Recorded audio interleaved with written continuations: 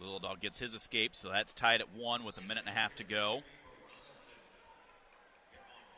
Strickenberger will take a 1-0 lead into the third against Ventresca. Robinson leads 3-2 start of the third period on mat number 4.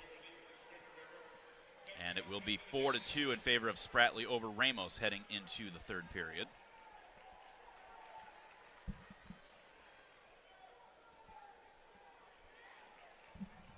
Spratley will choose down.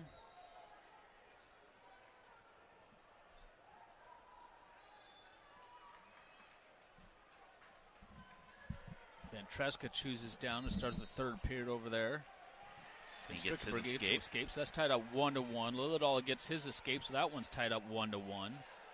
Spratley starts down, gets his escape, so that makes it 5-2 now. He leads Ramos.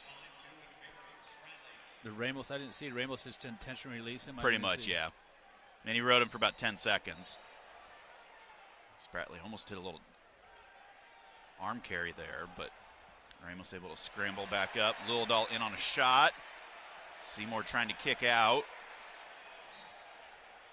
25 seconds left in regulation on there. Oh, Ramos trying to go through a throw. He almost got it. Would have scored freestyle, but now Seymour kicks out. Lillidahl stands on the edge, so Seymour comes crawling back, and they call him for stalling. If he did that right there. Oh, Seymour going for a headlock, and that was almost costed him. 1-1, they'll go to sudden victory. Ramos in on a shot on Spratley. He's going to finish this shot. Ramos in deep. He's really good here. Low single. Coming up over the head. Still 1-1 between Strickenberger and Ventresca. Lillidahl, nice duck into a shot, but Seymour able to scramble through. Lillidahl trying to step over. Wow, he looked like he was dead to rights. Now he is. Well, he still got a hold of that leg. Wow, Seymour is scrambling. Showing some grit here. Spratley has come out with the leg now on Ramos. Spratley is going to beat Ramos. He is. Who won that one down there? Robinson won. North Carolina State. Spratley beats Ramos. Wow. Now Seymour trying to carry Lillidahl down there. 45 seconds left. Now gets him draped up over the back. Ventresca and Strickenberger going to sudden victory. Seymour trying to pop out.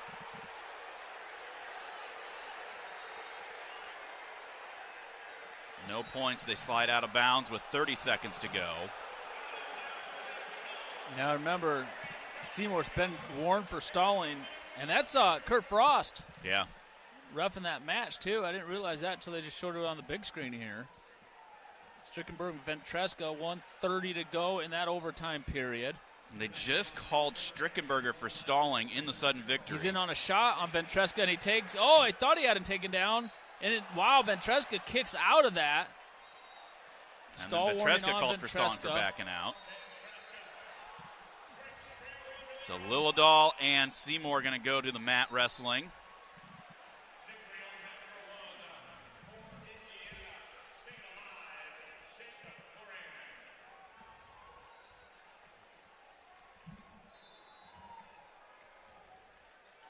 Seymour starts down first.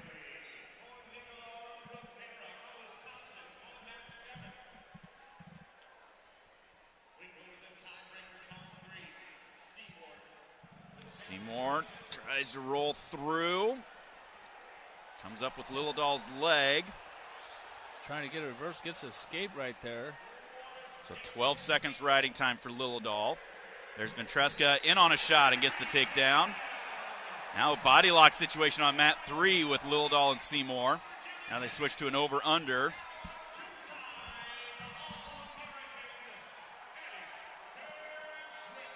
So Ventresca-Spratley in the semifinals tonight.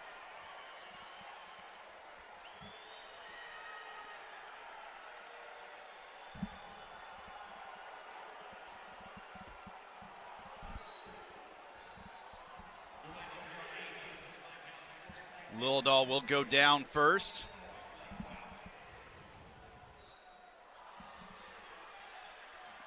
All right, we'll go down for the second 30-second period. Seymour picks him up, trips him back down. They go out of bounds, head back to the center.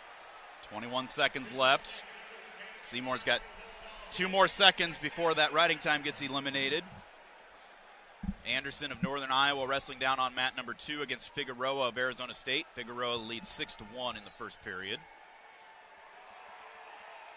Oh, Seymour still rolled got the through, leg, though. Still has that leg. He's already been called for stalling, though. He's got to come up. Stall, locked hands. Nope, not locked hands. They're going to stop it for the stall warning. So now he's got to ride him out. So he's got to ride him the last 5 seconds. Man, what a crappy stall call before that. Came back to bite him there. Well, if he rides him out, he gets the win, though.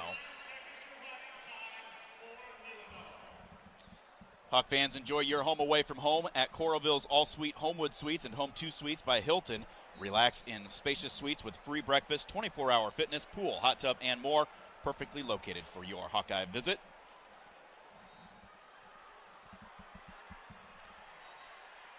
Liljedahl to his feet, and he will get defeated.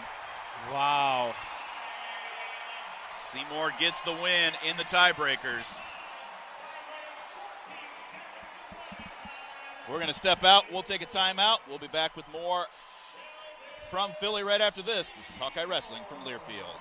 Whether you're traveling for business, pleasure, sports, or with one of our guided tours, our team of travel experts at Travel Leaders Destinations Unlimited will ensure you have a memorable, worry-free experience. Let our professional travel advisors with extensive travel experience and destination knowledge handle your every travel need. Family owned and operated, Travel Leaders Destinations Unlimited has been serving the Hawkeye community for many years, receiving the Agency of Choice Award several times. Make your travels easy with Travel Leaders Destinations Unlimited at duagency.com.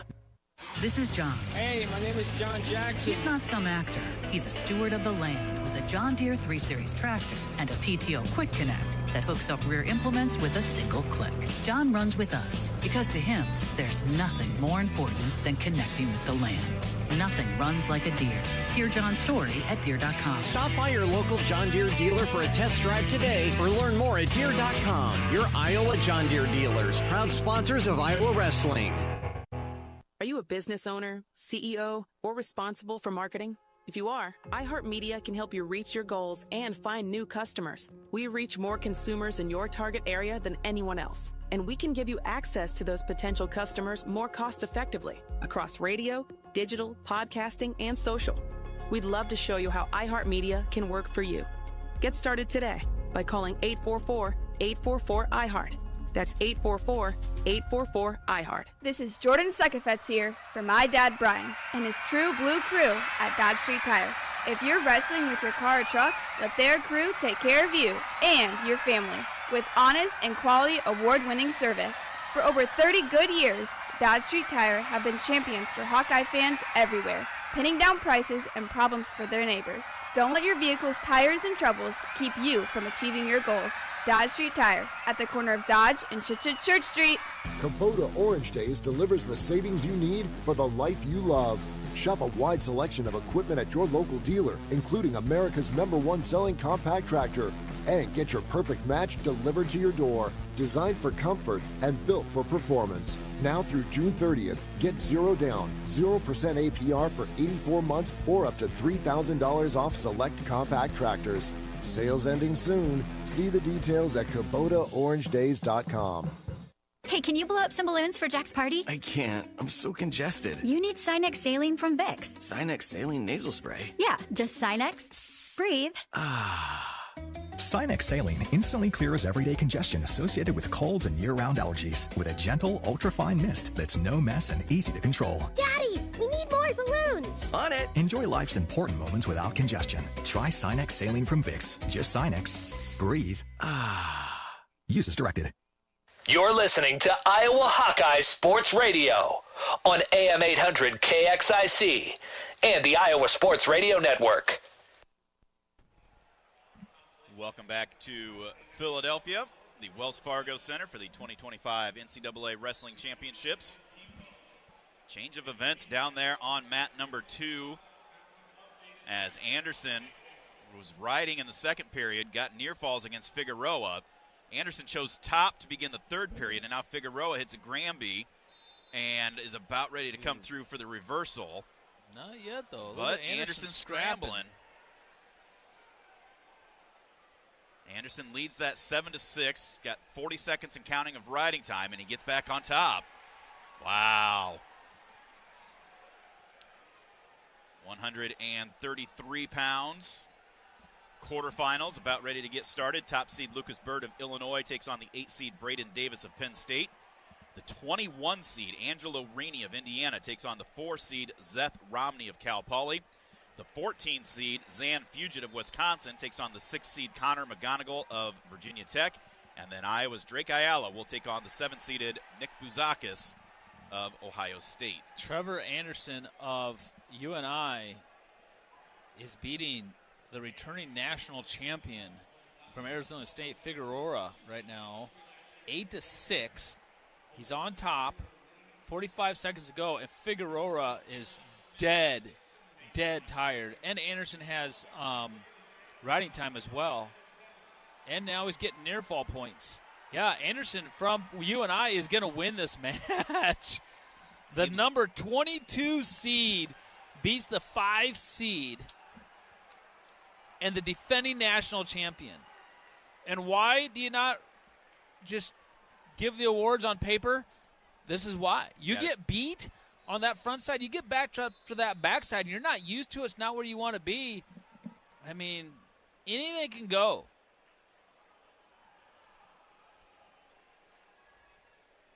Wow. Figueroa beat Anderson 11-8 during the year.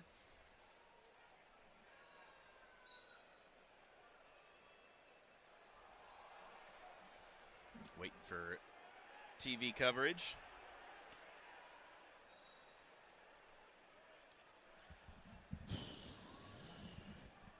Ten seconds left. There's the escape for Figueroa. One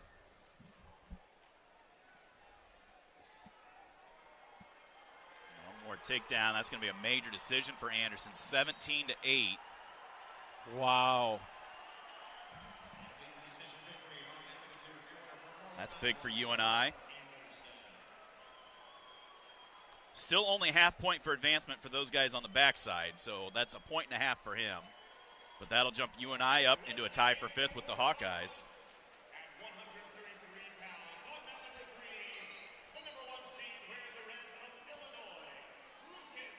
Anderson out of Ankeny.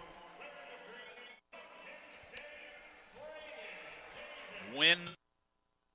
He's down tonight. Underway here.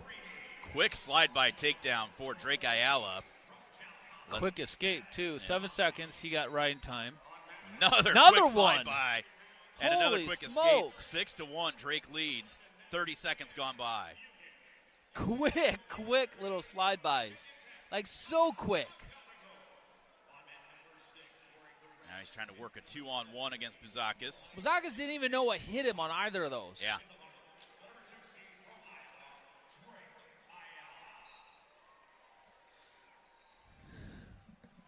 Bouzakis tough. Pinned Davis of Penn State at the Big Tens. It's kind of been up and down. Speaking of that. Taking a shot, reshot right there by Drake, in on the leg, cuts off to a double, and gets another 3. Bird takes Davis down, so he leads 3-0. Drake leads 9-2. Just over a minute gone by. Now 9-3 as he cuts him again. 6 out of the 8 guys in the quarterfinals are in the Big Ten, from the Big Ten at this weight class. That shows you how strong the Big Ten was at 133 pounds. Yeah.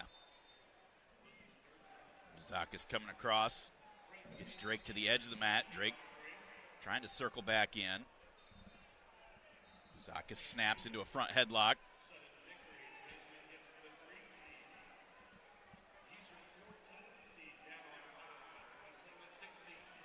on his knees is Drake. Right on the edge of the mat. They're going to stalemate it. Minute 12 to go.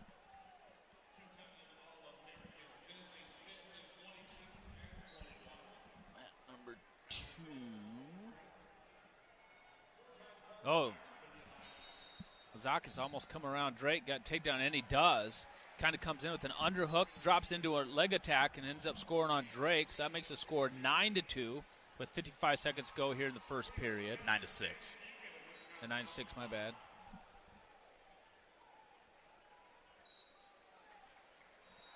So we've got 3 takedowns to 1.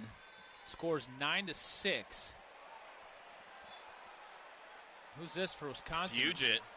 Fugit run. He just put. Who is that he's wrestling? Fugit just put Connor McGonigal of Virginia Tech on his back. That's the 14 seed Fugit of Wisconsin getting the fall over McGonigal, the number 6 seed. Wow. He just horsed him over too. Yeah. He just threw a half in from the front headlock short offense situation there and just literally ran him over. Braden Davis and Lucas Bird, 3-1 at the end of the first period. Bird leads that one. Drake gets his escape, so he's up 10-6 now. I know, as quick as Drake came out, Bakis has started to pick up his pace a little bit more. Drake's got to try to match that here, Mark. Well, like you said, I mean, Bakis is just tough. He's a scrapper. He just doesn't quit. And you got to be ready to wrestle him for 7 minutes for sure. 10-6 at the end of 1.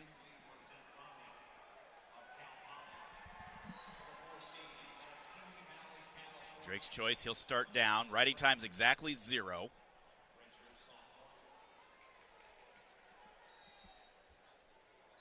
Drake set, up to his feet. Hand control, escape. So 11-6 now in favor of Ayala.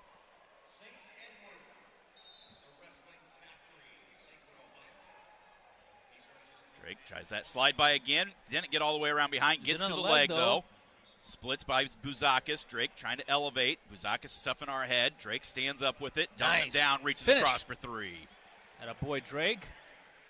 See, he's finished from his feet, Steven. He finished from your feet.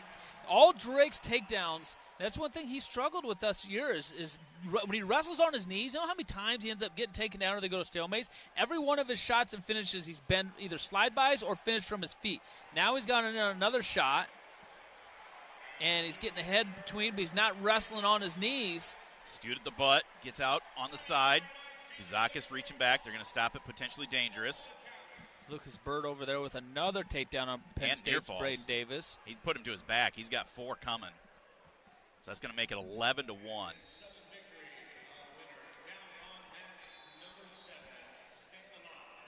Sounds like Smith of Nebraska wins in sudden victory to stay alive for Nebraska. Minute to go, second period. Drake Ayala leading 14-7 over Bakis of Ohio State. Over on the consolation side, it's the number 18 seed from UNI, Julian Farber, taking on the 17 seed, Jacob Van D of Nebraska. That one's 0-0 in the first period. We'll try to keep an eye on that for you. Drake up 17-4 right now. Ryan time not a factor. 14-7. What did I say? 17-4. I'm just like dyslexic. 30 seconds left, second period. Drake tries to get around behind on a front headlock, but Bakis hustles and squares back up. Bakis drops on a shot. We get the go behind on the reshot. Missed it, but then able to cut off to the double leg as he tries to jump over. Split in the middle, looking for some near falls. Got a 1 count out of it. Unable to hang on to it. That'll make it 17-7 now with 10 seconds left in the second period. This is what I'm talking about. You just worry about scoring points, and winning takes care of itself. Drake has not even remotely stopped wrestling in this match. Just continuing to keep getting to any kind of way that he can score. Slide-bys, 2-on-1s, shots. You know, I mean, he's just firing with all cylinders from different angles. And he's not just trying to win the match, you know, when he got the quick lead or anything like that. He is lighting up the scoreboard with 17 points at the end of the second period. Now let's see if he can finish here through the third period. Man, does he look good in this match this morning. He's got 24 seconds built towards his riding time. Bakis chooses down, and we just say, let's start on our feet. So intentionally releases him, makes it 17-8 to start the period. Little snap, pass-by attempt, but Buzakis able to clear away. Drake wrestling out of bounds right now. Buzakis takes a shot. We circle back in. There's another slide by. Oh, my gosh. 3 takedown, 20-8. It's still only 30 seconds of riding time, so we cut him loose. 20-9. Buzakis changed levels. Are you kidding me? They just called Drake for stalling. How? How?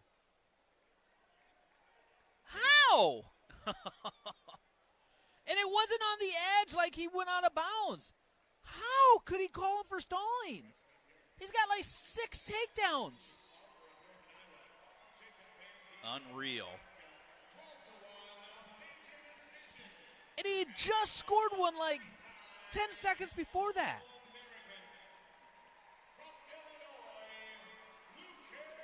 I mean, he was backing up just a little bit. Just a little bit, but my gosh, the guy's losing by 10 points. He's going to be coming at you hard. What do you expect? Try that slide by again, but Buzakis throws the arm out last second, stops us from getting around behind.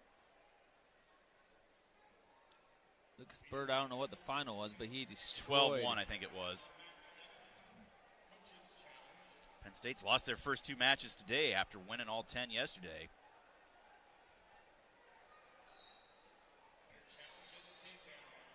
Circle back in with 25 seconds left. Drake leads 20-9. He's going to have to get 2 takedowns to get to the tech fall. Gives up another stall call. Well, I mean, if you're going to call it like that consistently throughout, as there's another takedown for Drake, 23-10.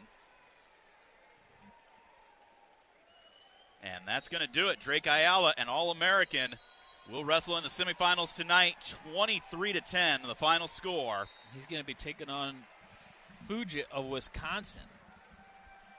I don't know how that went in the dual meet. I don't even remember. 21-6. Wow. He is just marching through this tournament, Drake Ayala is. Just marching through it.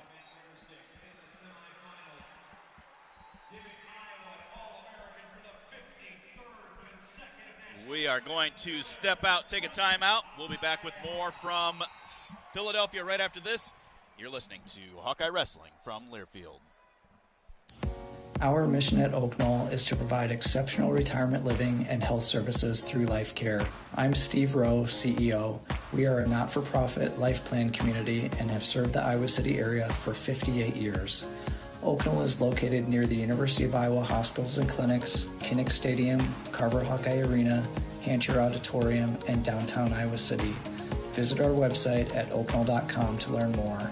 We are a proud sponsor of Hawkeye Athletics. Go Hawks! Hello, Iowa. Here's a promise. Wherever you are in this great state, University of Iowa Healthcare is here for you, even if you never walk through our doors. Educating, caring, leading research, sharing our expertise with all. Because we believe that UI Healthcare is here to make all of Iowa better. UI Healthcare, changing medicine, changing lives. Visit uihealthcare.org. You might think Iowa grows corn, but the truth is, corn grows Iowa. Corn can even fuel your drive to watch the Hawkeyes play when you choose Unleaded 88. It's a fuel that's cheaper, cleaner, and greener. Plus, it's homegrown, making Unleaded 88 the clear choice at the pump and totally worth the hype. So as you head to cheer on the Hawkeyes this season, don't just fuel up. Pump it up with Unleaded 88. Find Unleaded 88 at a station near you. Go to iowacorn.org/88. Something big is happening at Hy-Vee. We've just lowered thousands and thousands of prices on thousands and thousands of items in every aisle and in every department. Online, too. And on many of your favorite products. We've even matched prices with some of the biggest discount stores in the country. Because we get it, times are still tough. So we'll continue to work hard to bring you new lower prices on thousands of items. Things are looking different at Hy-Vee. Come see for yourself.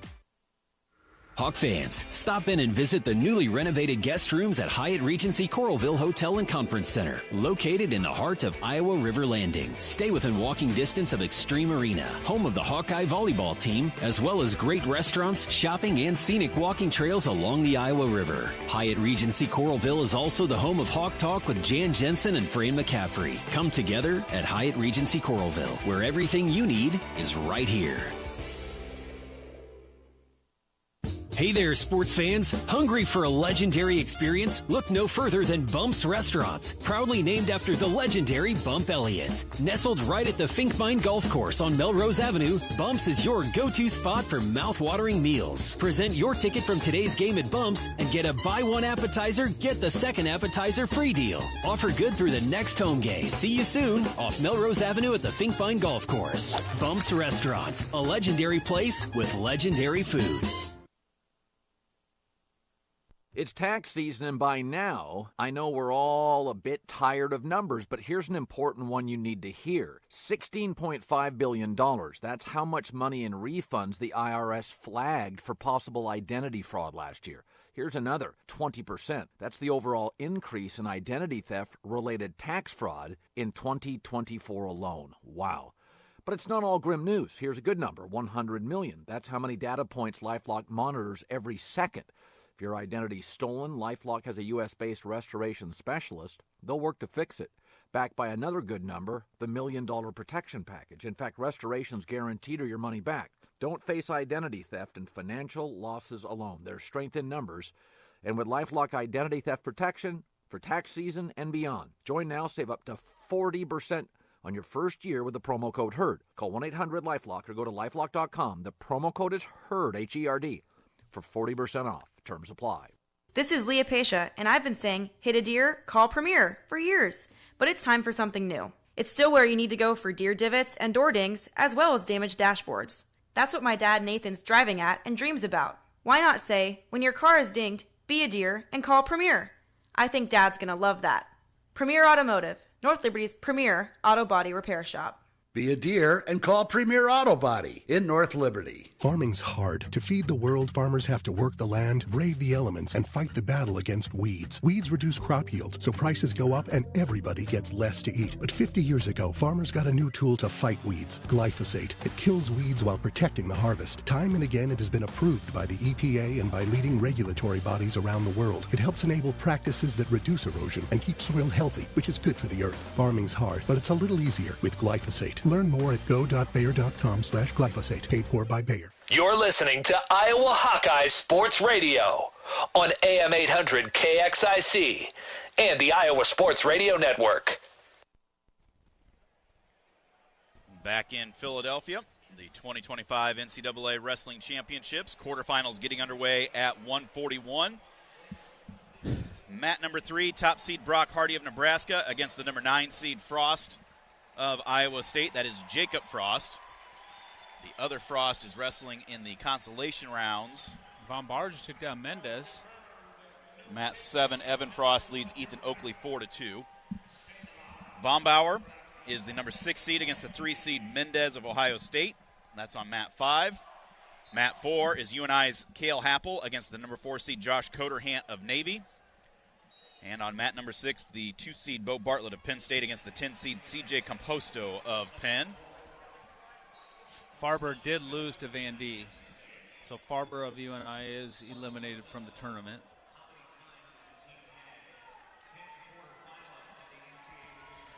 Cale Happle out here wrestling right now.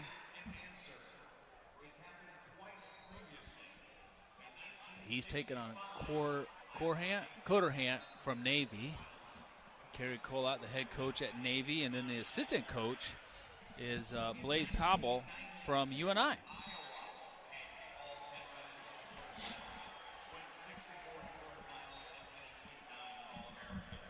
Mat number 2, Tyler Wells of Minnesota taking on Dominic Serrano of Northern Colorado. There's Mendez taking Bombauer down to make it 4-3 now in favor of Mendez. Hardy with a takedown over there as well, too. So Hardy leads Frost of Iowa State 3-0. No score on the 2 on the near mats. Drake Ayala looked good. So good. Hope that propels him tonight into Fugate to become a Saturday nighter for the second year in a row.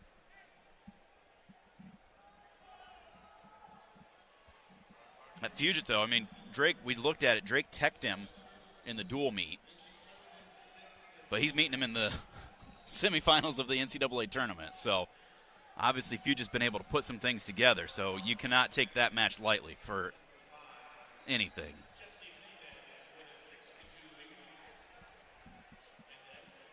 Well, while we've got no Hawks going, do want to. Mendez gets another takedown. Makes it 9-2 now. Want to send out our appreciation with.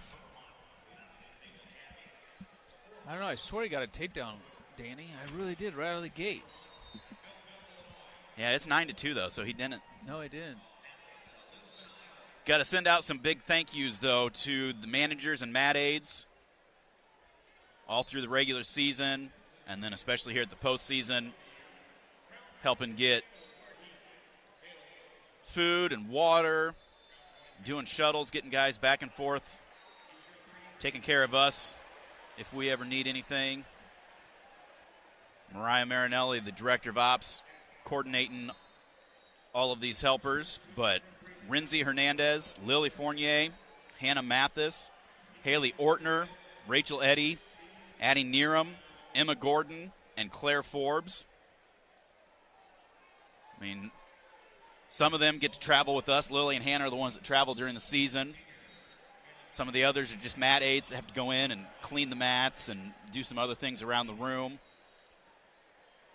But it's all stuff that's vital to help keep these guys successful and keep this program going.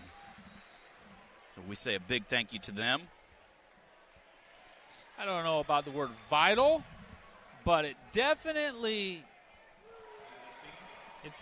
a boost for our athletes. There's no doubt about it. Our wrestling managers go way above and beyond any other program out there, hands down, for sure. Also want to say a big thank you to Mike, the bus driver. Oh, look at this. Hardy has... Oh, he got the fall. Oh, my goodness. He got the fall from that position. That's crazy against Frost from Iowa State. Had the 2-on-1, tilted it, and then got a little out of position, ended up figure four in the head with his legs, and picked the head up and pinned him that way. That's not something you practice. That is something where you just understand the positioning on the mat, where you're at, when you're there, and you feel it. And you see that so often in the sport of wrestling. That's a really good wrestler. They're being creative and inventive, and they make things up as they're going along, and it's so much of it's just a feel, let's try this. And it panned out for Hardy, and he got a fall from a very, very weird, awkward position. I have never in my entire life seen three-quarter pins before with the legs, but not in that position or from how that was. Mat number 5, Mendez leads 13-2. Bartlett leads 4-0. 1-1 in the third period between Coderhant and Happle. Back to Mike, the bus driver. Love Mike. I know he had some health issues, kind of limited some of the things that he was able to do, but he was at Big Tens and Nationals, and love having him. He's a great guy and does a good job. You see that Iowa Hawkeye bus roll up, and you see Mike, and it's a good feeling. It's a staple for us.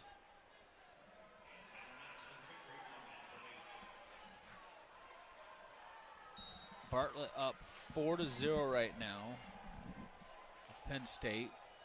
He's wrestling Composto of Penn. That's in the third period with 1:20 to go. Kale Happle and how do you pronounce that? Coderhant. Coderhant.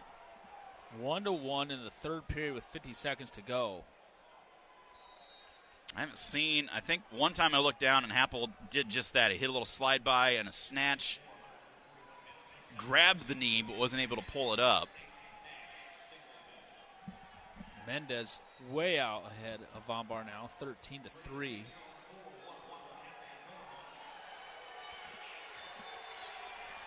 That win by Drake Ayala puts the Hawkeyes up into 4th place by themselves with 26 points. Nebraska going to get 8 more points, so they'll jump up into 2nd with Hardy's win. Okie State still at 34.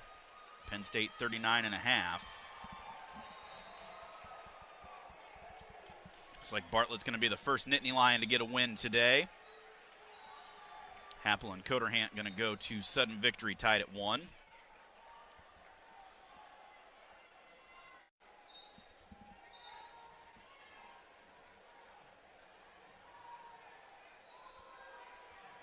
I think this is kind of like the match that Coderhant had with Colin Schriever at the Soldier Salute. Came down to sudden victory, and Coderhant got the takedown to win. Well, it was a little bit similar. If you remember, we were watching on the way back from the Big Tens, Cale Happle's match in the finals of the Big 12s, too. Trying to throw an underhook by. Coderhant gets called for stalling. Which Cale has definitely been bringing the offense. Not like with really shots, but really controlling a lot of the hand fighting and moving forward with his feet, hands and feet, trying slide bys. Cale Happle really picking up his offense now. Bartlett does win. Mendez on his way to a win.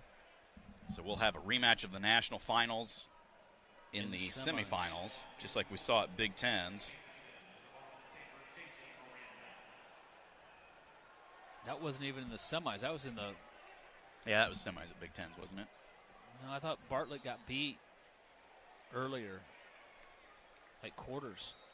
And then Mendez, I thought they both got beat too. I thought they were wrestling in the wrestlebacks. That's what it was, yeah. Yeah, it was third place. That's right. There's Happle in on a shot, head to the inside, trying to cut across. Coderhant elevating a leg. Happle trying to adjust, 30 seconds left. Happle should be able to finish this. He's in so deep. Coderhant, though, hips in hard to him. Rolls Happle through. Now he's in actually pretty good position. Cale Happle's so strong, though, keeping his hips underneath. Coderhant rolls him through again. Now Coderhant's trying to get his leg now, but Happle's still in good position here, hanging on to that leg. 5 seconds left. And it looks like we're going to go to the mats. Tied up at 1 still. Wow. Wow was right. That was some big scrambling on both parts there. Happle's choice. He's going to choose down to start the first 30 seconds of this overtime.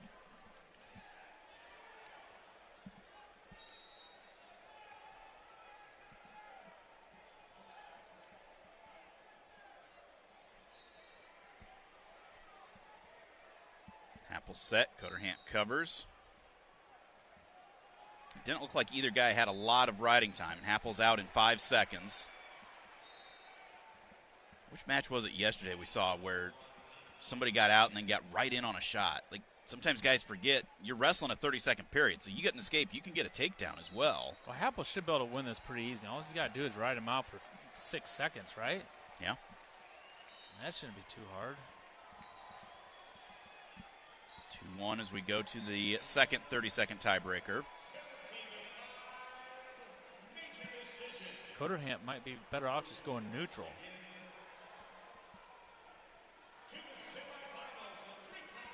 He is going to go neutral.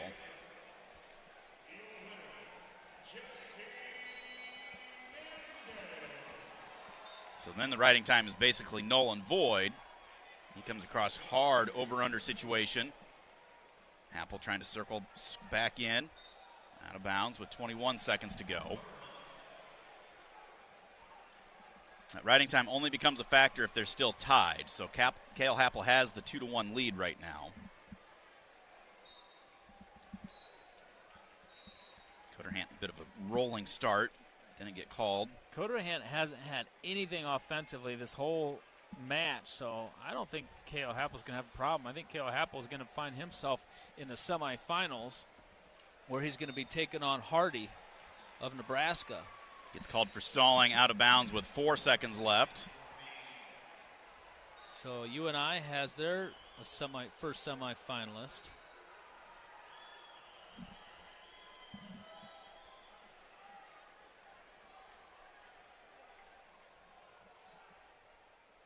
There's a caution on Coderhant, trying to jump the whistle. Shawver and Brown, the 9 and 10 seed at 133 in overtime on mat 7. And that's it. Cale Happle does win 2-1 in the tiebreakers. He will be an All-American, wrestle in the semifinals tonight. Good for Cale Happle. That's awesome. We're going to step out, take a timeout. We'll be back with more from Philly. This is the 2025 NCAA Wrestling Championships. It's Hawkeye Wrestling from Learfield. This is Jordan Sekefetz here for my dad Brian and his true blue crew at Dodge Street Tire. If you're wrestling with your car or truck, let their crew take care of you and your family with honest and quality award-winning service. For over 30 good years, Dodge Street Tire have been champions for Hawkeye fans everywhere, pinning down prices and problems for their neighbors. Don't let your vehicle's tires and troubles keep you from achieving your goals. Dodge Street Tire at the corner of Dodge and Church Street. Hey Hawk fans, ready to elevate your game day experience? Introducing Daydreamer Cannabis Infused Beverages. Made locally in North Liberty, Iowa, Daydreamer is your all-natural, low-calorie lifestyle beverage made with real fruit. It's light, healthy, and alcohol-free. Just what you need to keep you relaxed when the game heats up. So grab yourself a Daydreamer. Sip local and dream big. As always, enjoy responsibly. Visit us online at enjoydaydreamer.com. Hawkeye fans, get ready for the game with Big Grove. As an official craft brewery of the Iowa Hawkeyes, we're excited to bring you the ultimate game-watching experience. Enjoy fan favorites like Easy Eddie and Citrus Surfer while cheering on the Hawks. Can't make it to Carver? Join us at any of our 4 Iowa locations in Iowa City, Cedar Rapids, Des Moines, and Solon, where you can get out of the cold and enjoy warm hospitality while watching the game. Big Grove Brewery, your official watch party headquarters of the Iowa Hawkeyes all season long. Go Hawks! Hear that? That's the Iowa Lottery powering up the new Pac-Man scratch ticket, where you could jump your way to $50K in instant cash prizes. Even if you don't score big in your first round, you still get an extra life. Because you can enter non-winning tickets in the VIP club for a chance to win a Pac-Man arcade package, plus your share of $325,000 in cash prizes. That's a lot of Waka Waka winning. Woo-hoo! Pac-Man is registered and copyrighted by Bandai Namco Entertainment Inc. Enter and see rules at iLottery.com/VIP.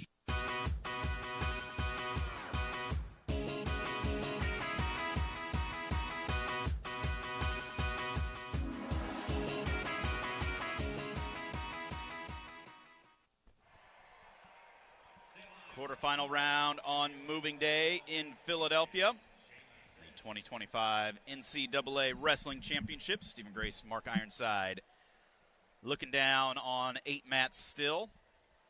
Shawver ended up winning that one. Taking Jamison wins for Okie State on the backside. Shawver, the 10 seed, beat the 9 seed Brown of Maryland. Hardy didn't even have his feet hooked in that 3/4. He just was lifting the head with his heel. That's crazy.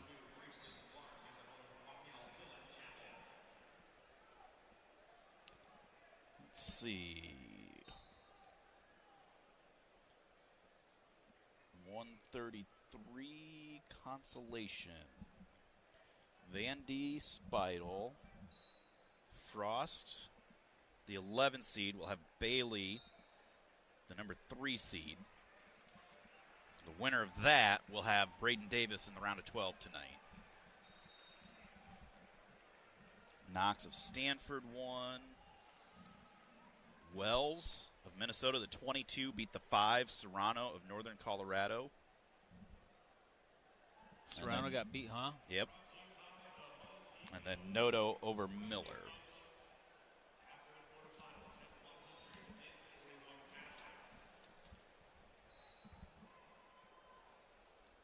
Working through, they just keep rolling the outer formats with consolations, so because you have same number of matches. Well, you have twice as many matches, and then they have a second round that they'll be wrestling again. So they want to work through those.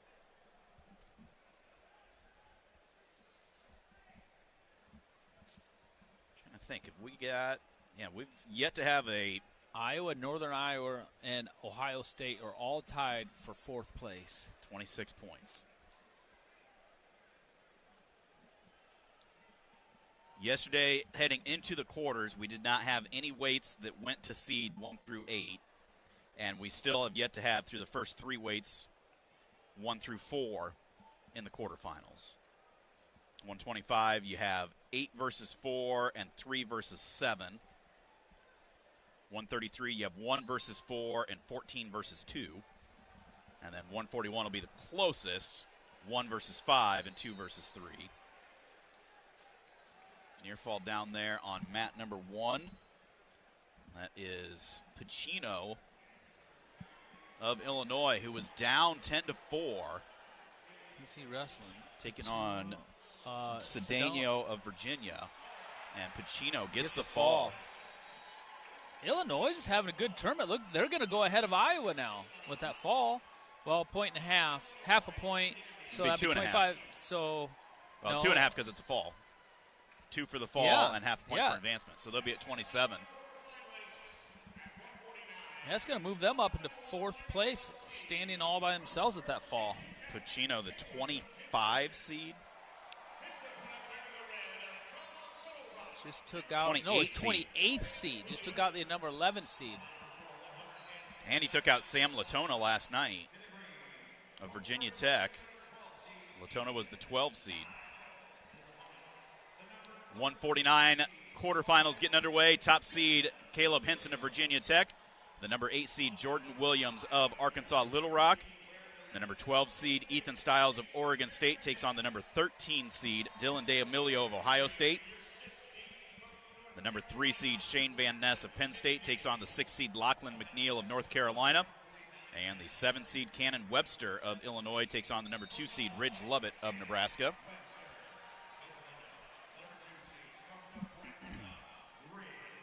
On the outer mats, Dylan Chappell of Bucknell, a 3-1 lead on Grayson Clark of Purdue.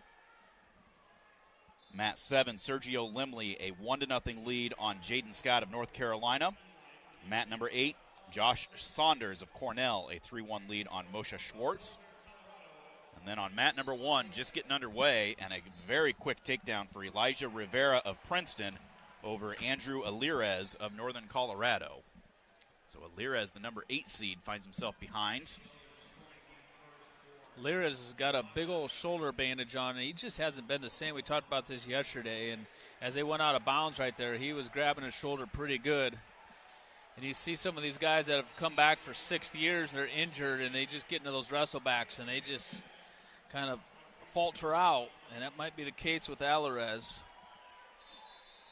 Ran into Tim Johnson in the hallway a little bit ago and said, I just wish that, we could have seen a little bit different results for Parco and Teamer. And he said he's going to be glad when this COVID stuff is done and we don't have these 6th and 7th year guys, because it's just hard on the body coming back for that 6th year, that 7th year, keeping your weight, going weigh-ins every week. I mean, it's a challenge to be a high-level wrestler at the Division I level. That's why I never did it. Well, cat's out of the bag. In case you haven't noticed, I'll still never forget one of my favorite stories. My first year doing this, and you'll remember we had to drive from Oklahoma City up to Chicago because there was an ice storm. We stopped off to work out at St. Louis, and so Tom and I jumped in a car, went over to Subway, and just bought a whole bunch of subs so the guys could have food after they got done working out. We get back over there, and Tom runs back. He's going to jump in the sauna for a little bit. And Gable was on staff that year.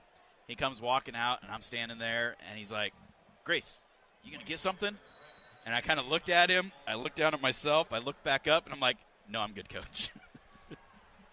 I do remember that trip, though. Chad, are you going to say anything? Well, I just was waiting for an appropriate time. I mean, you just throw that on to start. Good morning. Chadwick Beatty joining us. Good to see you guys.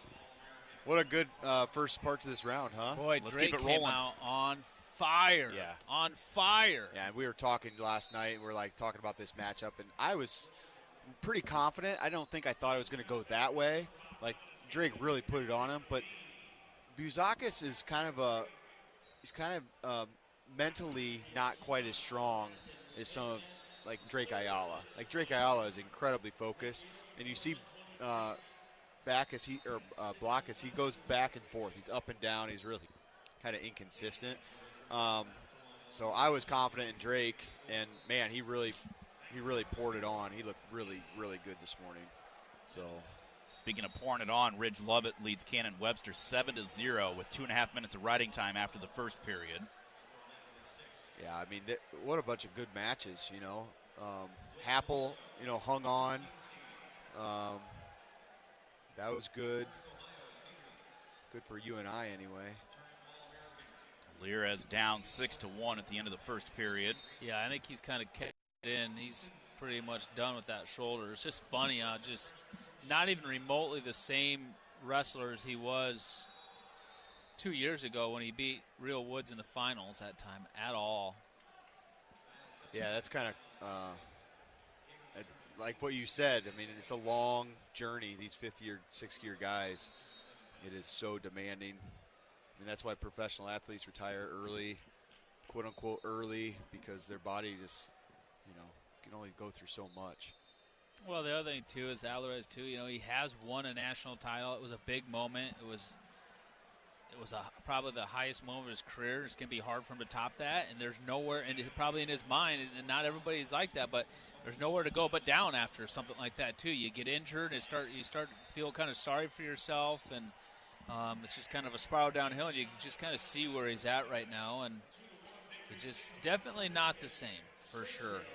You know, at that point in time, he was healthy, and he was fresh, and he had something to prove to everybody yet, but at the same time, you always want to go out on top. And, oh, yeah.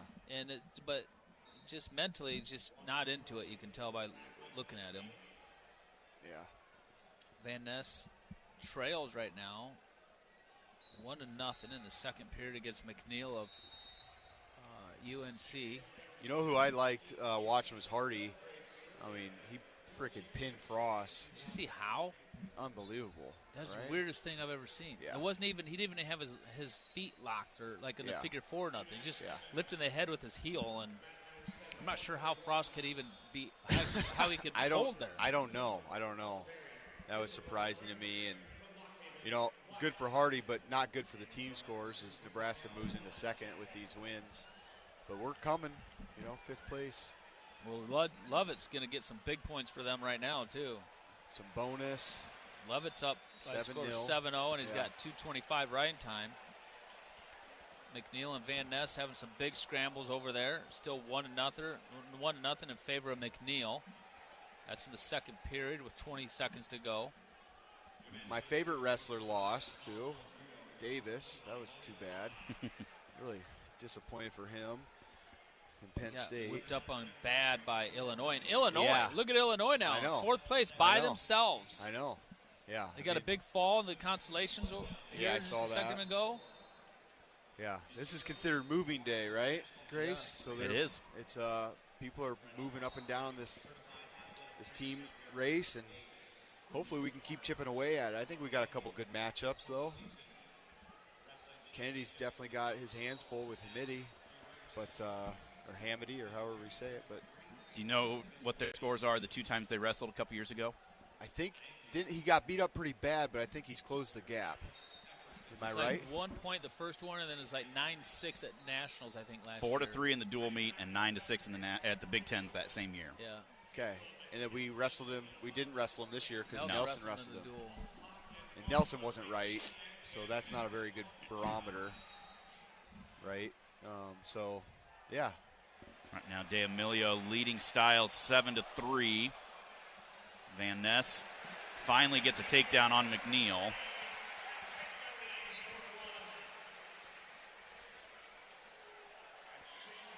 And Henson's down here in a tight one too, 4-5. Yeah, the number 1 seed. 5-5. The 8 seed. All tied up 5-5, taking on the 8 seed. Is that Little Rock? Yeah, Williams of Little Rock. Little Rock. Love it with an escape. He's up 8-0, plus he's got riding time.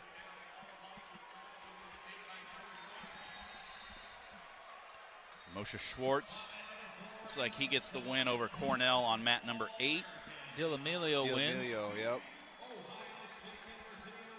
Over Oregon State Styles. So that's going to jump them up into 4th place. Styles is the guy that beat Parco yesterday.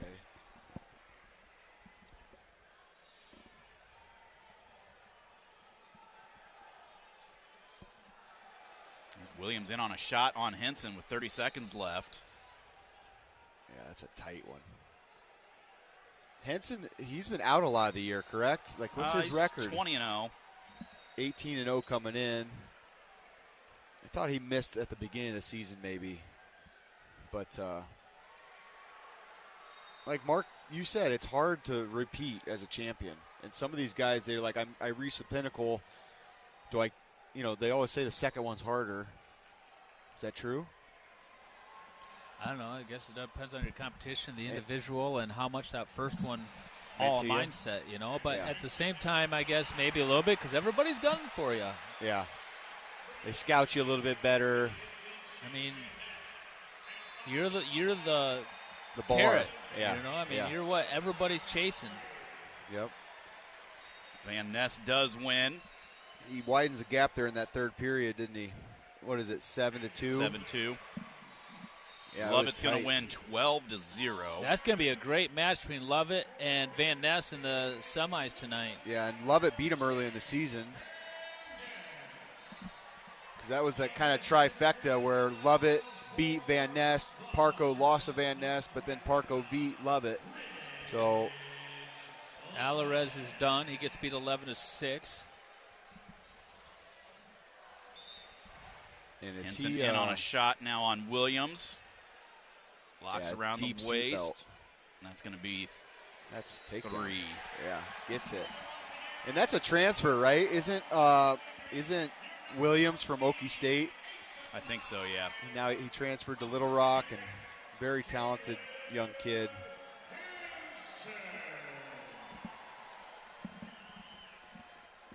Yep. He's out of Tulsa, Oklahoma. So our 49-pound semifinalists are Henson, D'Amelio, Van Ness, and Lovett. Ohio, what do we got? Virginia Tech, Ohio State, Penn State, and Nebraska. We're going to jump out for another break. We'll be back with more from Philly. This is Hawkeye Wrestling from Learfield. Our mission at Oak Knoll is to provide exceptional retirement living and health services through Life Care. I'm Steve Rowe, CEO. We are a not-for-profit life plan community and have served the Iowa City area for 58 years. Oak Knoll is located near the University of Iowa Hospitals and Clinics, Kinnick Stadium, Carver Hawkeye Arena, Hancher Auditorium, and downtown Iowa City. Visit our website at oakknoll.com to learn more.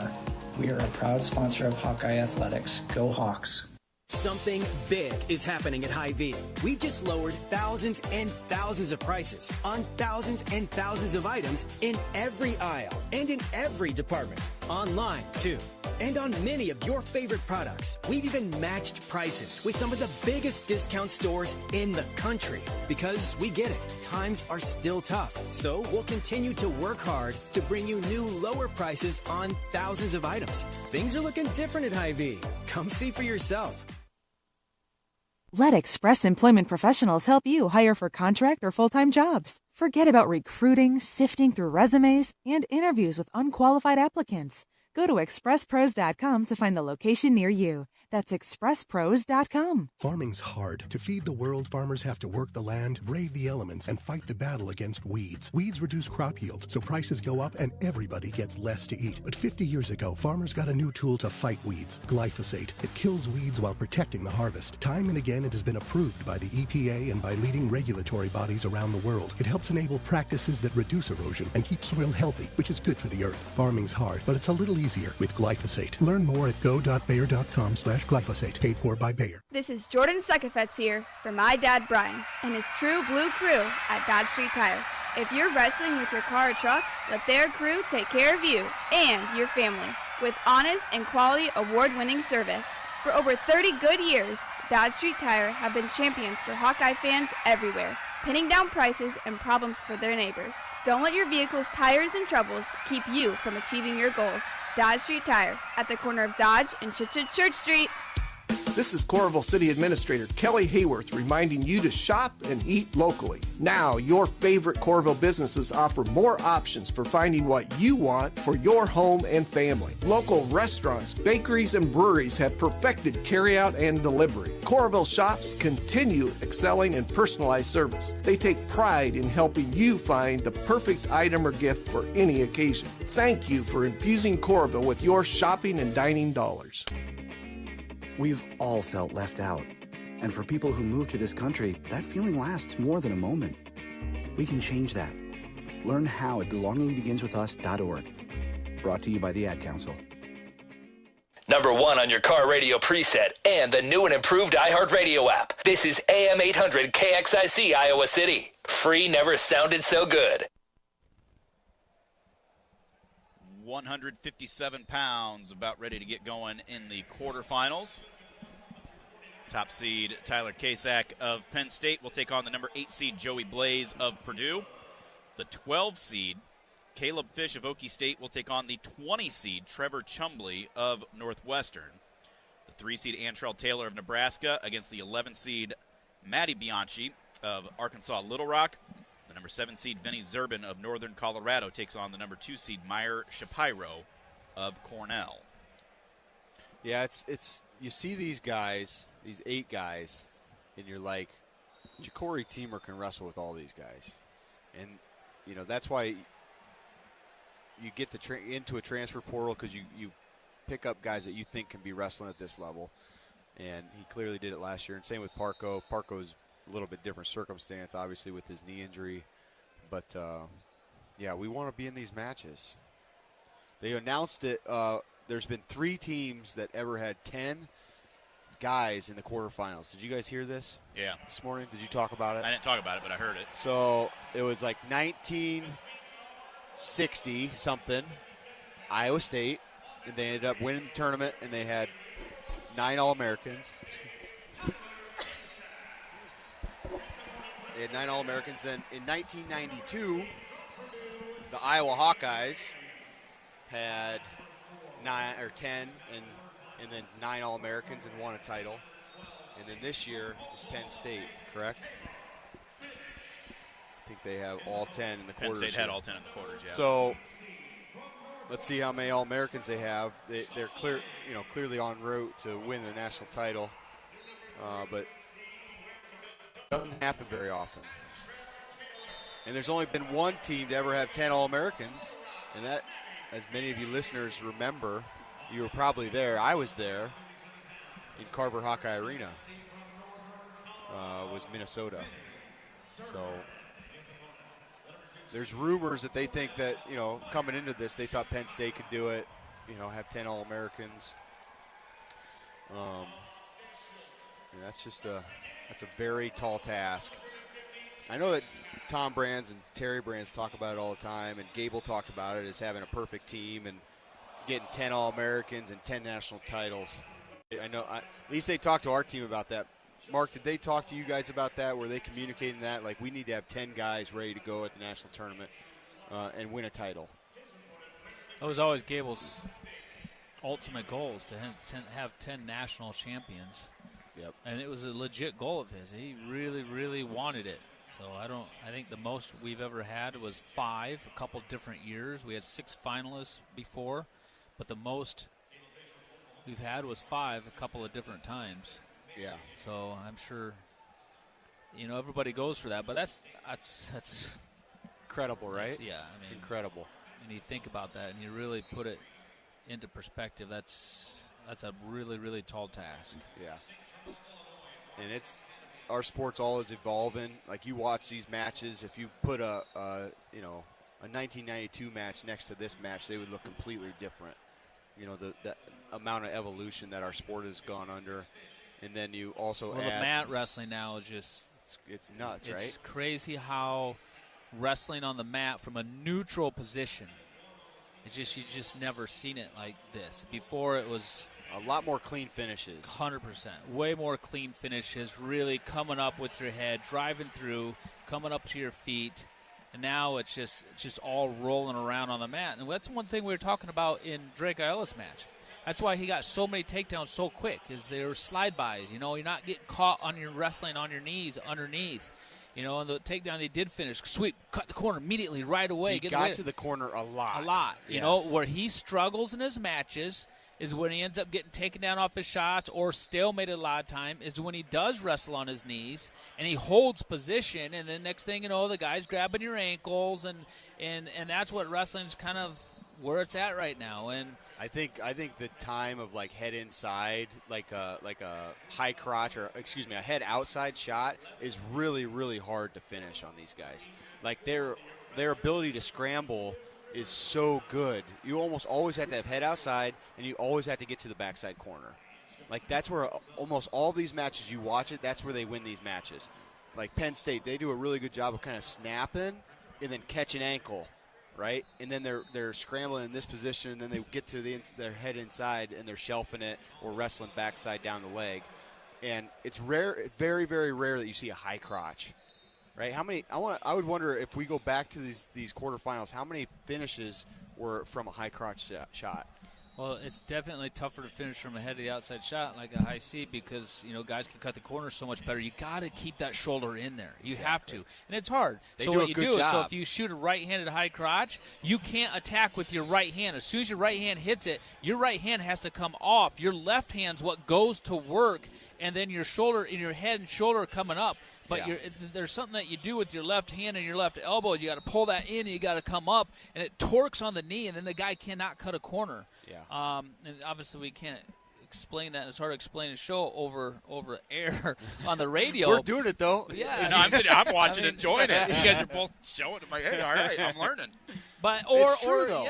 or you get in on that high C, and instead of sitting there and holding, letting the guy pop his shoulder, you got to come up. You got to come up right away. Exactly. I mean, it's got to be so incredibly quick. There is no hesitation, because when you're hitting that shot, they're already sitting and cutting the corner on it. So you have to be a step ahead of that and expect that to happen. Yeah. And that's just, and it's hard. It's incredibly, incredibly hard. So I actually saw Mario Shapiro, and he's walking on the mat right now, and he is very good, 157-pounder. He's a 2 seed out of Cornell. He hit a high crotch. Did you see the back arch? He hit a left-handed high crotch. He was in on the leg. The guy was trying to sit, and instead of, like, trying to go and cut the corner head inside, instead he literally went straight backwards and then rolled to the outside shoulder. And then he was in a backdoor finish. That's crazy. It was incredible. And if you get the chance, I would recommend you go and watching that Lovett match. Very, very unique way to finish that high crotch position. So these guys are getting creative, and they're also way more aware of like this neutral danger. You know, they're able to roll and instead of stay on their back like, you know, a classic Delgado who changed this rule for the NCAA, but they're able to roll very, very quickly to that other side and scramble. So I love it. I think it's really, really cool. And our guys just got to keep evolving. You know, and that's why we have the neutral danger rule, is because the wrestling has evolved to the mat. And it's better, and it makes scoring better, right? Because it keeps guys moving. I don't know. I personally, I don't like it. And you don't like the danger rule? I like the danger rule. Because you don't want guys laying on their back. No, but I just don't like how, even from a defensive standpoint, like we don't fight takedowns by sprawling and stuffing ahead and get your legs back as much anymore, whereas we just immediately go to a crackdown type situation. We almost let the guy come in, and then we grab ankles and roll and so forth, instead of really squaring your hips, stuffing the head, and trying to get the legs back and then working from a short offense. It's evolved to the rolling around, and then here comes the neutral danger rule. I think you have to have both. I think you have to have both. I think you have to have really good head, hands defense, and then when the guys get to your legs, you have to engage your hips, straighten your legs, get off of the shot, and then also, you have to be good at that, and then also, if you get into these scramble positions, you have to be, your wrestling IQ has to be at that level where you can wrestle there. You have to be comfortable. You have to be able to wrestle from all positions. And I think one thing that, like, let's use Patrick Kenny. He's our next guy up. He is really, really good. Head, hands, throwing his legs back, basic defense. But where he lacks is some of those scrambling positions, like we're going to see with. You know who's a perfect example of all that? The whole Caliendo. Combination. Well, yes, you're exactly right. Mikey Caliendo. But, is our head wrestling coach. Yeah. He was phenomenal. Phenomenal. Tom Brands was at scramble. He could wrestle from anywhere. And not that he was taught it. He would just feel it and go with it and go with the flow and make stuff up as he's going on. I mean, Tom Brands was, like, very fundamental, and that's how he scored. But he could scramble with the best of the best. And I think, I hear other people talking about this, who's the best scrambler? Who's the best scrambler? It's like, well, Tom Brands is a great scrambler because he doesn't get, he finished the scramble quickly. Like, these guys, they have prolonged scrambles, and then they get this reputation like they're great scrambles. So it's like, well, is Spencer Lee a great scrambler? Yes, because he freaking puts a nail in the coffin immediately. You know what I mean? Like, just because they're prolonged doesn't make them good at it. It just, I would even say, like, Keegan O'Toole, he is a great scrambler, and those scrambles do not last long because he just goes to the next position, chain wrestling, and I think you're exactly right. Tom did a really good job of that, but people don't think of him as a scrambly guy because he just got out of he finished those positions so quickly and efficiently. People don't realize how I wrestled him on almost a daily basis. But I'm really sorry about that. But at the same time, if you could go back and watch a lot of his matches, a perfect match to watch is one we've been talking about. I brought up when we got to the airport, him versus David Zuniga in 1992 in the dual meet. David Zuniga, who we wrestled in the national finals the year before, but wrestled him in the dual meet in Carver Hawkeye Arena. They had some incredible scrambles. No, I can't find that match. Nobody has that match, but I'd love to be able to find that match and watch that match between him and David Zuniga.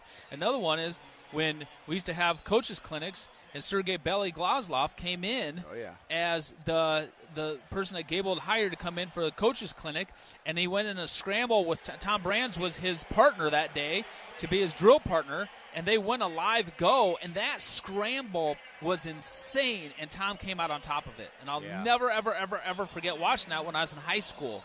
I mean, it just – people really, really underestimate Tom Brands and how an amazing job he did at scramble wrestling. And, and I'd wrestle him a lot, too, in the room, and I swear he let me in on his legs sometimes on purpose just so we could scramble. Like, he didn't care. It's the practice. That's what practice is for.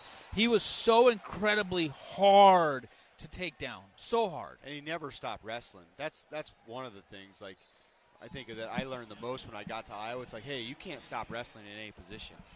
It's like you cannot concede points. Even if, you're dead to rights, you get a takedown, what's the next thing? You got to build your base and get an escape. Or you don't give a takedown, he's behind you, and you have, like, reaction time where it's like, okay, I'm still wrestling. That's part of scrambling, and that's part of developing your wrestling skill, is just never stop. Blaze Kasich of Penn State. Oh, my God, I love it. 1 second left as they go out of bounds. I love it. Wow. Good for you. The 8 seed of Purdue, Blaze, upsets the number 1 seed Kasich of Penn State. I absolutely love that. Taylor of Nebraska wins. Shapiro leads 8-4. 3-3 between Chumbley and Fish, but Fish has 2.5 minutes of riding time. That is quite the match that Blaze won there. Did you guys see the scramble? Yeah, I did. I mean, they out-scrambled him and came out on top with 30 seconds left. We're talking about scrambling, and that was a great example of a guy that just kept wrestling through it. He was kind of dead to rights, and then he wound up on top. Right on the edge, and he rode him. I think he rode him for 35 seconds to get that win. And this is something we talked about in the Big Tens, too, and we can talk about it here. And this is why we were just talking about it's so hard to win 10 national champions. But Chumbley just takes down Fish. Chumbley's going to win. Nice. As the number 20 seed. That's good. Penn State, and I'm not, even though I'm obviously pro-Iowa, I'm not a Penn State hater. I don't hate Penn State just because they're winning. I appreciate good wrestling whenever I see it. But you know what I do like? Seeing Penn State get beat at the Big Tens when Van Ness and Bartlett both get beat, and then Lillidahl gets beat, and now Kasich gets beat, because it shows everybody that they're human. They're human. Yeah. We can beat them. Quit putting them on a pedestal. Go out and freaking wrestle. Yeah. But if you just go out and you take a back seat to them or expect just to win by 1 point every time, they're going to beat you most of the time. But they are vulnerable. Everybody's vulnerable at some point in time. Now, It's Cable a mental Stevenson, edge. I don't know where his vulnerability is. Yeah. I don't know where you're going to find that vulnerability. Yeah. But these guys are human too. Yeah, absolutely. That's why I like to see them get beat, because it shows not just us, but the rest of the country that, you know what? They're human. It's interesting because when Iowa was dominant, people would cheer and they love it when Iowa loses, and that's still true to this day. And we're not even, we're in 6th place. It just blows my mind sometimes. Like, why isn't that shifted? Why isn't that shifted to Penn State? Why is there, like the quote-unquote everybody hates to love or loves to hate Iowa? Why isn't everyone loves to hate Penn State? That surprises me a little bit. Let's step out for a break as we get ready for Mikey Caliendo coming out next. You're listening to the Big Ten or the NCAA Wrestling Championships. This is Hawkeye Wrestling from Learfield. Whether you're traveling for business, pleasure, sports, or with one of our guided tours, our team of travel experts at Travel Leaders Destinations Unlimited will ensure you have a memorable, worry-free experience. Let our professional travel advisors with extensive travel experience and destination knowledge handle your every travel need. Family-owned and operated, Travel Leaders Destinations Unlimited has been serving the Hawkeye community for many years, receiving the Agency of Choice Award several times. Make your travels easy with Travel Leaders Destinations Unlimited at duagency.com. This is John. Hey, my name is John Jackson. He's not some actor. He's a steward of the land with a John Deere 3 Series tractor and a PTO Quick Connect that hooks up rear implements with a single click. John runs with us because to him, there's nothing more important than connecting with the land. Nothing runs like a Deere. Hear John's story at Deere.com. Stop by your local John Deere dealer for a test drive today or learn more at Deere.com. Your Iowa John Deere dealers, proud sponsors of Iowa Wrestling.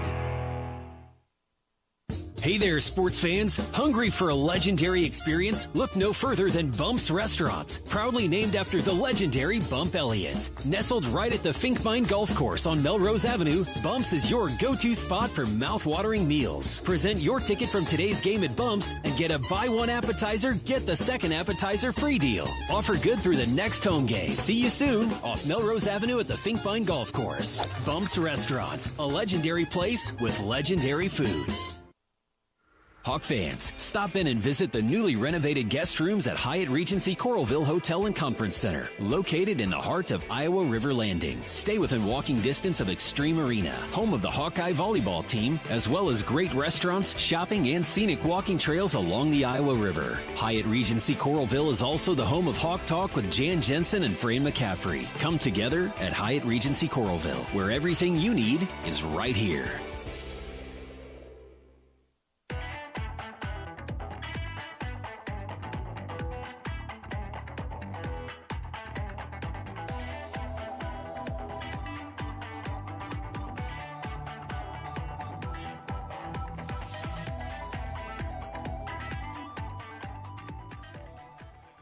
Welcome back to Philadelphia's Wells Fargo Center.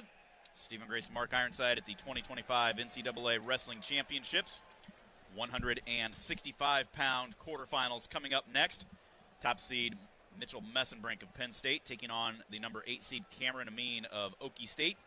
The number 12 seed Christopher Minto of Nebraska taking on the number 4 seed Terrell Barraclaw of Utah Valley. Iowa's Mikey Caliendo, the number 3 seed, takes on the number 6 seed Bo Montanona of Michigan. And the number 7 seed Hunter Garvin of Stanford out of Iowa City West High will take on the number 2 seed Peyton Hall of West Virginia. Caliendo and Montanona wrestled in the dual meet last year. Montanona as a redshirting freshman, one of his 5 matches, and Caliendo won by a score of 9-4.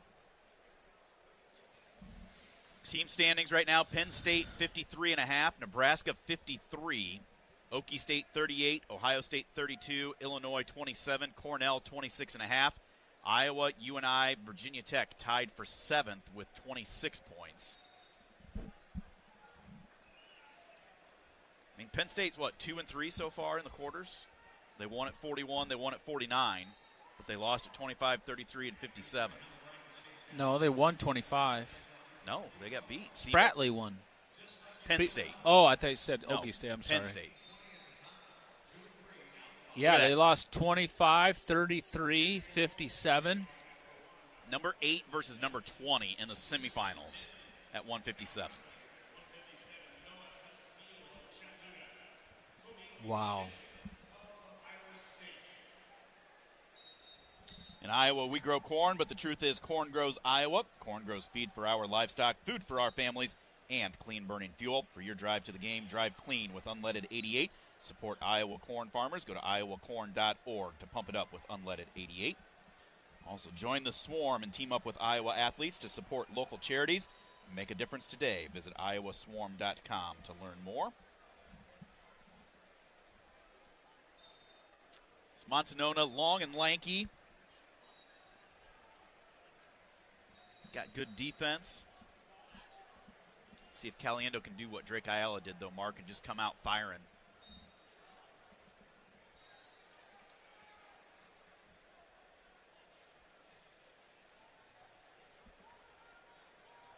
Yeah, Caliendo's looked so good in this tournament.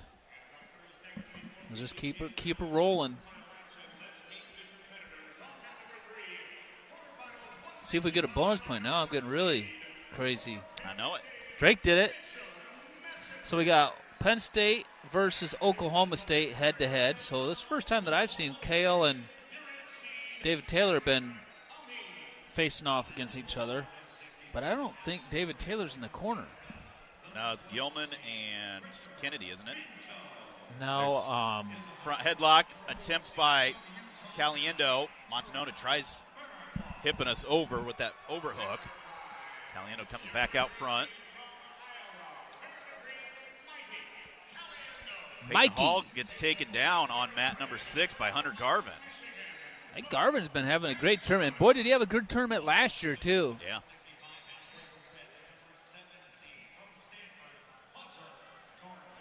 .220 to go first period for Caliendo on mat number 5.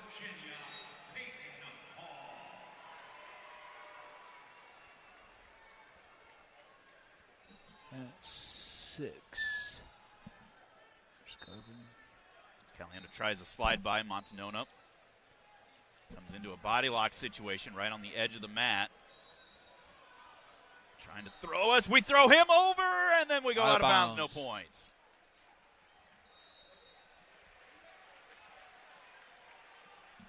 Messenbrink just got called for stalling for pushing Amin out of bounds.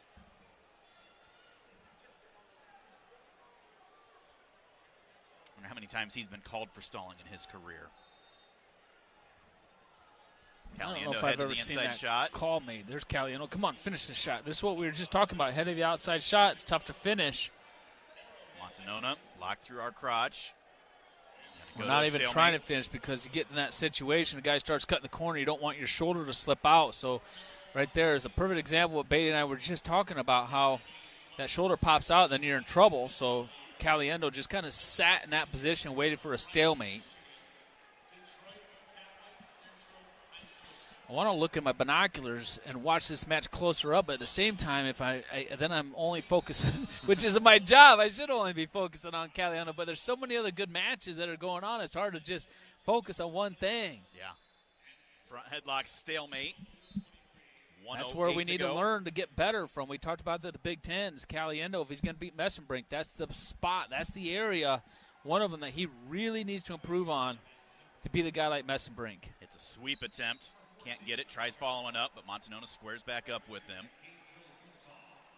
So Montona got beat by Messenbrink, I assume, at the Big Tens?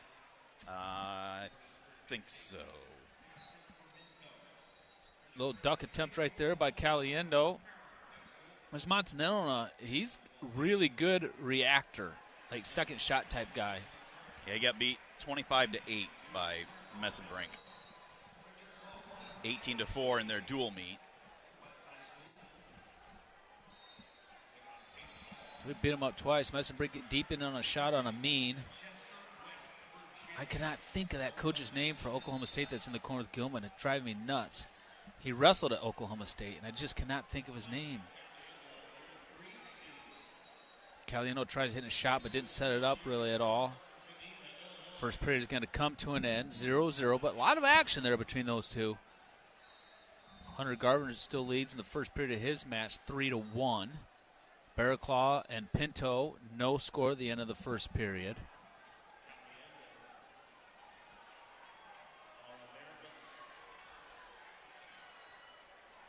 Amin, hard to wrestle, hard to score on.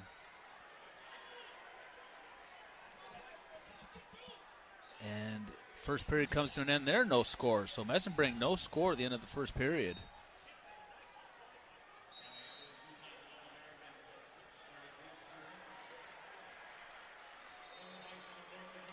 Three-point takedown over there for Hall. Tyler Caldwell.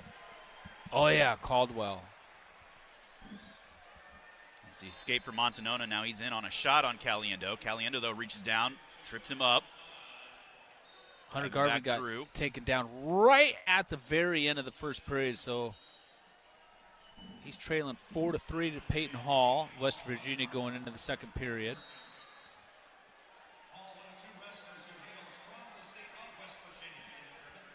Back to action over there for Caliendo. 1:20 to go, second period, trailing 1-0. Montana with a one-point escape. Start the second period. Now, I think Montana might have gotten a finger in the eye. Yeah. Wow, we got some action over here now. It's between Barraclaw and Pinto. Barraclaw leads that one 5-3. It was 0-0 at the end of the first period. Now in the second period, all kinds of stuff going on. I didn't see what happened. Amin trying to ride Messenbrink right now. He's rode him for the first 28 seconds of the second period. 0-0 there. 2-point reversal for West Virginia's Peyton Hall over Hunter Garvin. So he leads Hunter Garvin 6-3 now. Caliendo snap, tries to get in on a shot. He's just not been able to get through the He length. has not.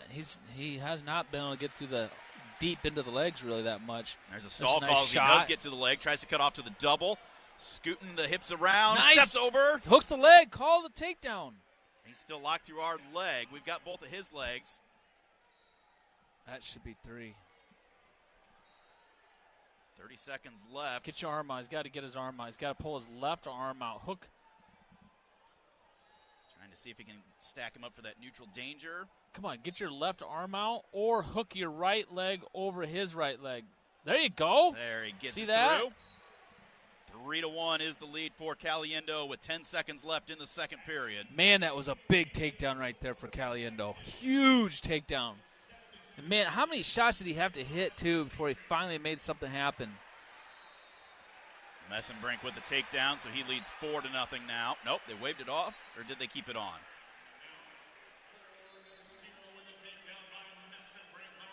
Caliendo going to start down to begin the third period, leading 3-1. He's got 24 seconds built towards his riding time.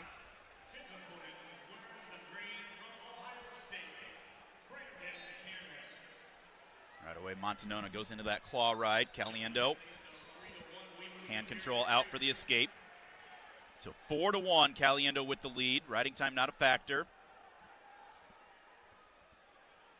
Get back to those legs, stud. Garvin down 6-4. There's Montana in on a shot. Caliendo trying to trick knee. Reaching back, grabbing an ankle. Montana circling around. Now we circle back the other way. Trying to break that grip on him and step over. Almost drive horsepower here, Caliendo. There Yes, that's how you do 3. it. Nice job, Caliendo. 7-1 is the lead now for Mikey with 1:15 to go in the match. Barraclaw leads 5-3, plus he has riding time. Messenbrink leads 4-0. Garvin down 6-4 in the second period. Stanford just threw a challenge brick in. Montana gets up to his feet. Mikey's just going to let him out. He's still got that deep waist in. There is the escape, so that'll make it 7-2, 45 seconds left. Montona trying to use that overhook to throw us by. Caliendo circles back to the center. Good job, Caliendo. Way to go back to the center. Montona wanting to go upper body now, down by 5 with 30 seconds left. We snatch single. Montona trying to cut the corner on us. He's got Caliendo flattened all the way out. Mikey hanging onto that leg. Montona reaching back, grabbing our ankle. Cutting the corner on us. Caliendo hanging on to that ankle. Trying to adjust, see if we can hip over. Montona hipping into us. Now we're going to stop it for potentially dangerous 10-2. Or it's 10 seconds left, 7-2. 6'5", Barraclaw. Double unders against him, against Pinto. He's able to clear out of it. Final seconds tick away over on mat number 5. Mikey Caliendo, a 7-2 win to become an All-American. Move into the semifinals tonight. Wow, Pinto takes down Barraclaw right at the end with 2 seconds. So Nebraska wins again in the semis. Wow. Well, in the quarters going into the semis, they have another semifinalist. Caliendo wins. Peyton Hall leads right now over Hunter Garvin 6-4. That's in the second period.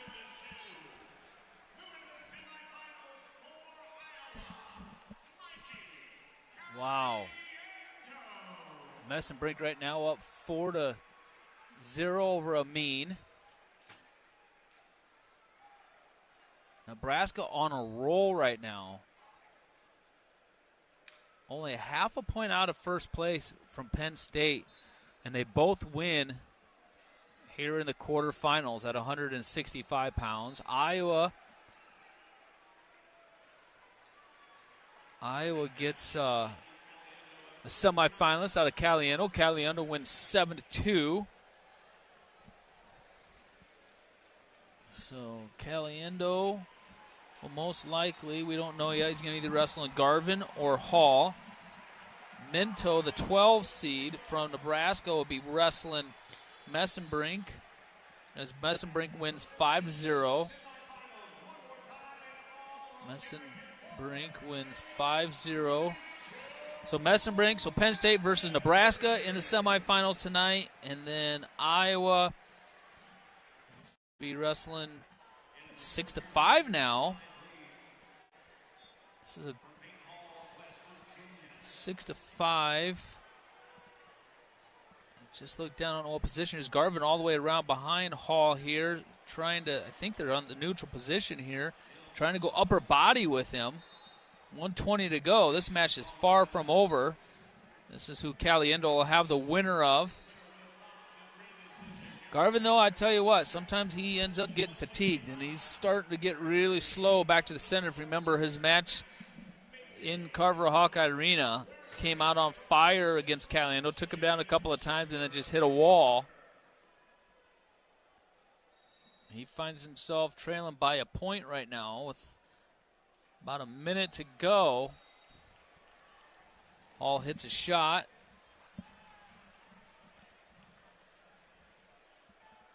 .55 seconds to go. Riding time's not a factor in this match.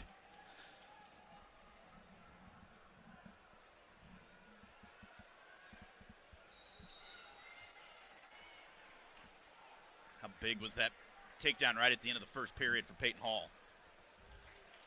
Really, really big. Just like Caliendo getting that takedown in the second period. That was so big for him. Yeah. Finally getting that takedown.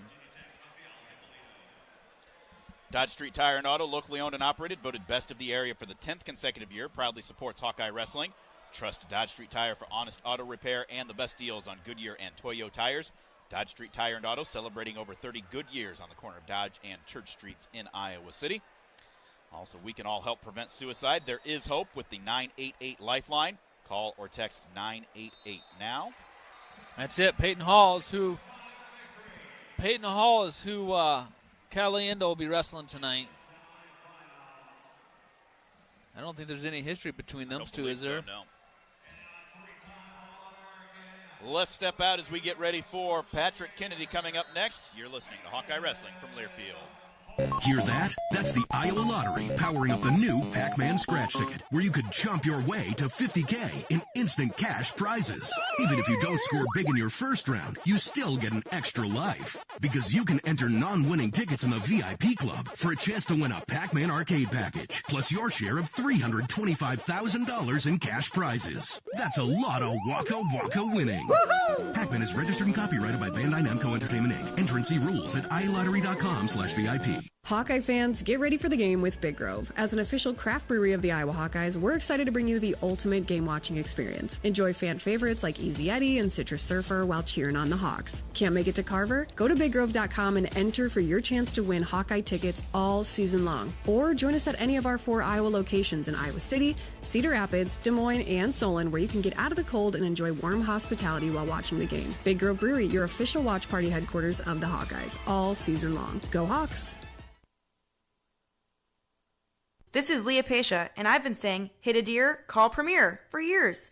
But it's time for something new. It's still where you need to go for deer divots and door dings, as well as damaged dashboards. That's what my dad Nathan's driving at and dreams about. Why not say, when your car is dinged, be a deer and call Premier? I think Dad's gonna love that. Premier Automotive, North Liberty's premier auto body repair shop. Be a deer and call Premier Auto Body in North Liberty. Are you a business owner, CEO, or responsible for marketing? If you are, iHeartMedia can help you reach your goals and find new customers. We reach more consumers in your target area than anyone else, and we can give you access to those potential customers more cost-effectively across radio, digital, podcasting, and social. We'd love to show you how iHeartMedia can work for you. Get started today by calling 844-844-iHeart. That's 844-844-iHeart. Farming's hard. To feed the world, farmers have to work the land, brave the elements, and fight the battle against weeds. Weeds reduce crop yields, so prices go up and everybody gets less to eat. But 50 years ago, farmers got a new tool to fight weeds, glyphosate. It kills weeds while protecting the harvest. Time and again, it has been approved by the EPA and by leading regulatory bodies around the world. It helps enable practices that reduce erosion and keep soil healthy, which is good for the earth. Farming's hard, but it's a little easier with glyphosate. Learn more at go.bayer.com/glyphosate. Paid for by Bayer. This is Jordan Sekefetz here for my dad Brian and his true blue crew at Dodge Street Tire. If you're wrestling with your car or truck, let their crew take care of you and your family with honest and quality award-winning service. For over 30 good years, Dodge Street Tire have been champions for Hawkeye fans everywhere, pinning down prices and problems for their neighbors. Don't let your vehicle's tires and troubles keep you from achieving your goals. Dodge Street Tire at the corner of Dodge and Church Street. Number 1 on your car radio preset and the new and improved iHeartRadio app. This is AM 800 KXIC Iowa City. Free never sounded so good. Welcome back to Philadelphia. Big win just now for Kobe Seabrick. South Dakota State, former Iowa Hawkeye, just pinned the number 4 seed from Virginia Tech, Rafael Hippoloto. Wow, that was a big one. They were in a scramble situation in the neutral position, and Seabrick, you know what he does? He scrambles, and he came out on top, got the fall. So he stays alive in the tournament.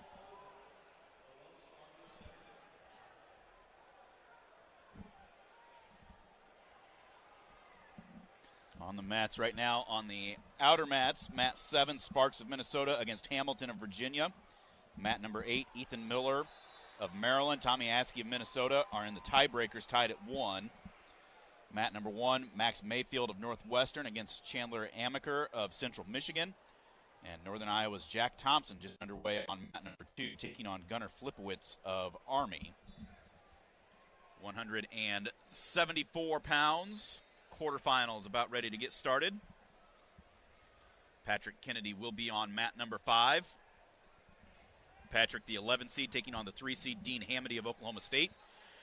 Top seed Keegan O'Toole of Missouri against the number 24 seed Lennox Wolak of Virginia Tech. The number 5 seed Simon Ruiz of Cornell taking on the number 13 seed Cade DeVos of South Dakota State. And the number 7 seed Danny Wask of Navy takes on the number 2 seed Levi Haynes of Penn State. Penn State 60.5, Nebraska 60, Oklahoma State 38, Iowa 33, Ohio State 32.5 is your top 5 right now. Ohio State 32.5, Minnesota 19. That's the difference between 5th and 10th. Looks like Minnesota's going to get another half point. Tommy Askey winning, knocking Miller of Maryland out of the tournament. So Askey will wrestle Chittum tonight. The winner moving on to the blood round, or this afternoon still, excuse me. Did you see if Cannon of Ohio State? Say what? Did you see Cannon of Ohio State's score? He was winning handily last I saw, but I did not see the final. He did win. I just don't see what the score was.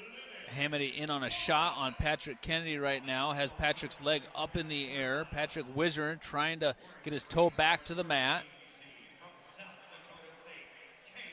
Trying to kick out, and he can't, and Hamdy takes him down right on the edge. Lifts the leg up, drives him out of bounds. Said 2 years ago, these guys wrestled a couple of times, close matches.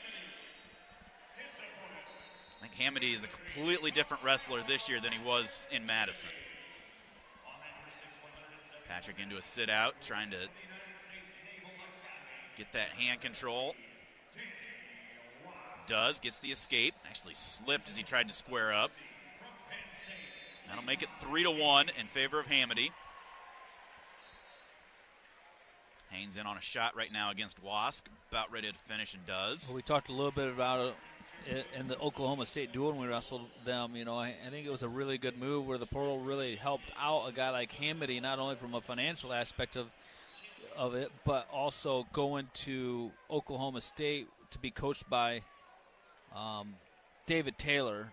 I mean, I'm sure has really helped out his wrestling a lot. I mean, they're very kind of similar styles and, upper body. And, I mean, they're just the way they use their bodies. Patrick getting on ahead of the outside shot here on Hamdy. Hamdy trying to roll through Patrick. Patrick stays with it, though. Now Hamdy comes out with our leg, and we're trying to whiz her in. Hamdy looks to the limp arm. We somersault through, grab his ankle. Be nice if we could just kind of hold for a stalemate right here. They do. Good job, Patrick. Way to scramble there, Patrick. Mat number 2, Jack Thompson. They've got a review going on. Thompson got taken down, but they're reviewing it. Got to wrestle here, Thompson. Patrick had Hamdy in a front headlock from the feet. Like to see him pull him all the way down on the mat and wrestle through there. Right now, Patrick underhook. Hamdy shoots from a ways away. Doesn't get anywhere. Now we got him in a front headlock. We go for the far knee. Can't get it. That's a good attempt right there by Patrick. Trying to wrestle there. Going to the offside knee pick that he couldn't see.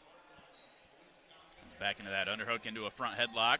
Tries an inside trip. Patrick trying a lot of things for this front headlock. Doing a really good job wrestling here. O'Toole leads 3-1.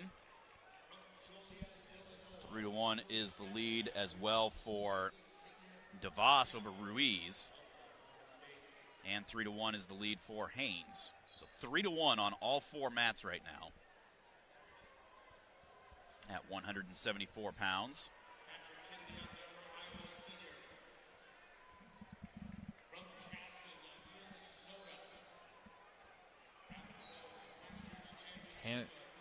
Heavy hands by Patrick. 3-1 is Hamdy's lead as we go to the second period. Hamdy's choice, he'll start down.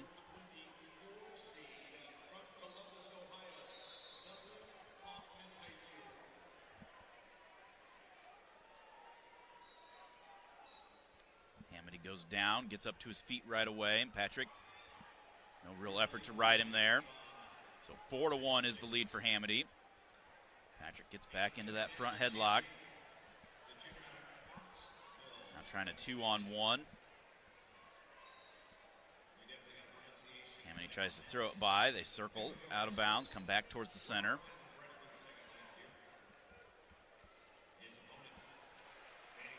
Patrick going for that ankle pick, but just that length of Hamdy makes it a lot harder to get to some of those. Patrick front head now into a 2-on-1.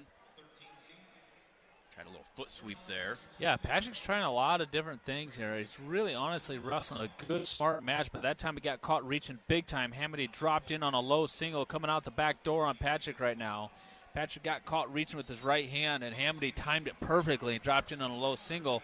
See if we can get this to a stalemate or not. It looks like we should be able to. Dodged a bullet there because we got out of position. We got to come across hands low and then coming up through the guy, not reaching for the guy. 55 on the clock, second period. Patrick gets back into that underhook, into that 2-on-1. Gets to a leg and takes him down for shot. 3. Nice knee ankle pick right there. Little throw by to an ankle. Great job attacking at the ankle. Hamdy to his feet, gets the hand control for the escape. That'll make it 5-4. Both guys drop for a shot at the same time. Patrick sprawls. Foot goes into the scorer's table. Head out of bounds. 27 seconds remains here, second period. 5-4 is Hamdy's lead. Great shot, quick finish by Patrick right there. Such an awesome shot. Well, just like Caliendo, Mark, you may not score on one attempt. You may have to take 2, 3, 4, 5, 6. Shot from Hamdy from a ways away. We've got him in that front headlock. Again, Hamdy just so long, it makes it hard for Patrick to feel comfortable. So he comes up into that 2-on-1. Hamdy controlling our left wrist off of that. Now pulls his arm out of that. Period comes to an end. Head to the third. What do we Patrick do here? Down 5-4. What do we do here? Patrick bleeding in the mouth big time. He's going to go down. This is a big gamble here. This is a big gamble. I mean, this is what you want to do, but you can't give up near falls and you can't get rid. Patrick has to work hard on the bottom to get out. To his feet. Hamdy tries to put him back down. Patrick sagging the hips. Slide out of bounds. Head back to the center. Patrick bleeding out the mouth. Black eye, almost swollen shut. It just looks like a warrior down there. That's why we love that kid. Patrick Kennedy-esque. Gets to that sit out. Reaches back. Nice job, escape, Patrick. Ties up to it his up feet. At 5. So 5-5 with 1:42 to go. Hamdy a shot. Uses that length. Gets to us. We're trying to hip into him. Hamdy cuts across and gets the 3. Dang it. Got caught reaching a little bit right there. Again, same thing with right hand coming up too high. Hamdy hit a really nice shot, low-level shot. Got to keep wrestling here. We got all kinds of time still here in the third period. We've got to come up to our feet and get one here. Oh, and he tries scooting out, almost gets put to his tried back. to turn in. That could have been really bad right there. Right on the edge. Hamdy keeping a foot in. They're going to slide out. 1:08 to go in the third. 46 seconds built towards Hamdy's riding time, so we really, I mean, that point does matter. I mean, really it'd be nice if we could get out here in 14 seconds. But no matter what, we just got to be able to get out and get to our feet no matter what. There we go. There is the escape. So 8-6. Now you got to go. 1 minute to go here in this match. Patrick hits that same shot from a ways away, trying to come out the back door and finish low ankle. He's got the leg elevated here. Drives through. Oh, but my Hamdy goodness. Kind of prematurely let go of the ankle trying to come up. God, we are in great position right there. Stalemate with 42 on the clock. Man. So close.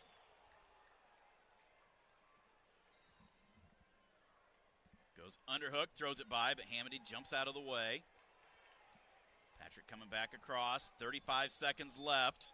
Patrick down 8-6. Underhook. Pushes him all the way out of bounds. It's going to be a stall call on Hamdy. Probably could have gotten one earlier as much as Patrick's been chasing him around.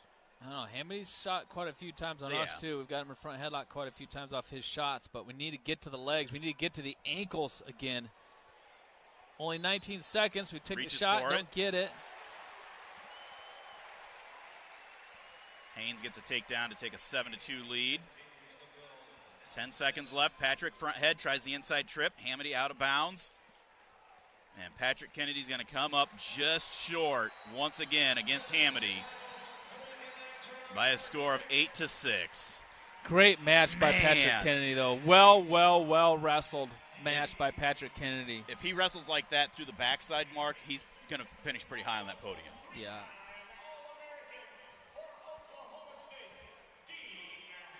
He really wrestled a good match. I'm proud of that kid right there. So Kennedy. He made some good adjustments from the first couple of times he wrestled him. Got out off the bottom twice. That was a good match by Patrick. So Kennedy, if you look down on the bottom side, the 26 seed Bauman of Purdue, the 25 seed Harkins of Army wrestle. The winner of that one wrestles the winner of the 15 seed Augustine of Pitt and the 16 seed Norman of Stanford. The winners of that match is who Kennedy will wrestle in the blood round tonight.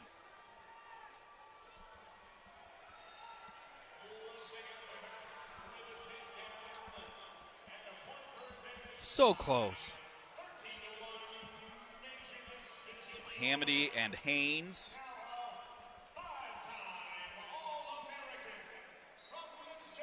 Keegan O'Toole does win. Wolak will drop down to the bottom side. And it's still a 4-1 lead in the second period for Cade DeVos. Down there, did UNI's Thompson win that? It looks like it. So Jack Thompson wins and moves on. I didn't even see any of the other semifinals, like none of them.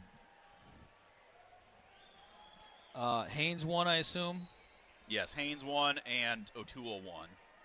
And DeVos still leading right now 4-1 in the second period. They had a long review on that one.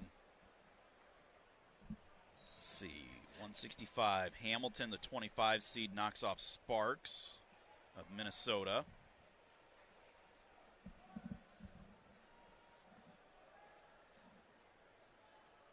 Aiden Riggins coming out right now for Iowa State, former Hawkeye.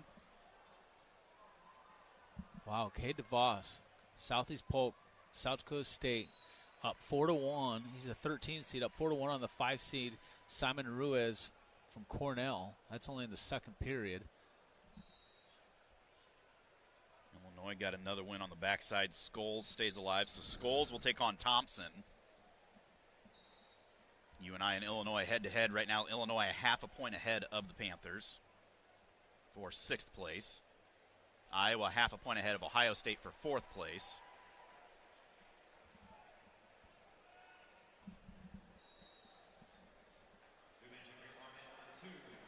Mayfield of Northwestern won.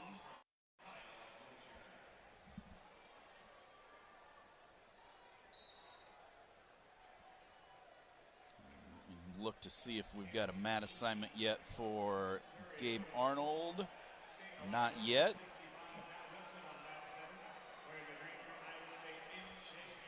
Oak Knoll's mission is to provide exceptional retirement living and health services through Life Care, a not-for-profit life plan community serving the Iowa City area for 57 years.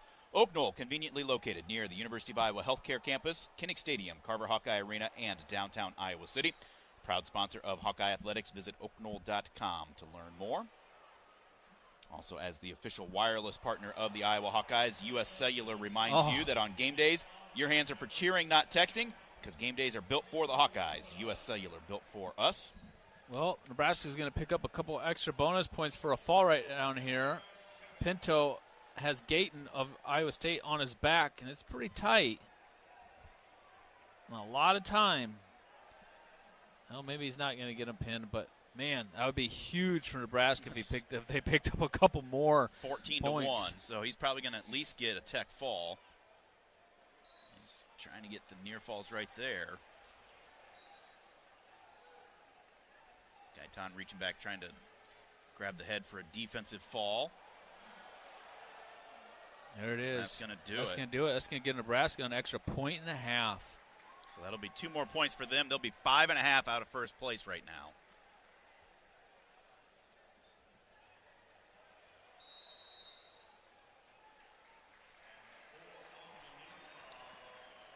They've been wrestling well this postseason. No doubt about it.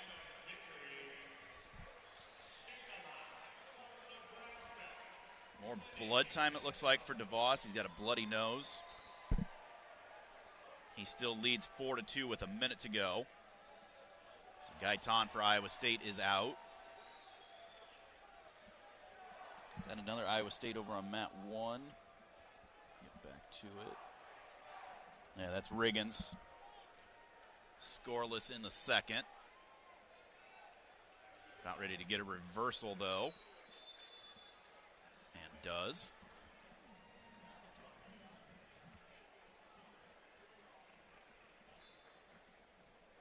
Inside of a minute to go for the last 174 quarterfinal. DeVos from Southeast Polk Wrestling for South Dakota State. Leading 4-2. Got a first period takedown, and then they've traded escapes from there.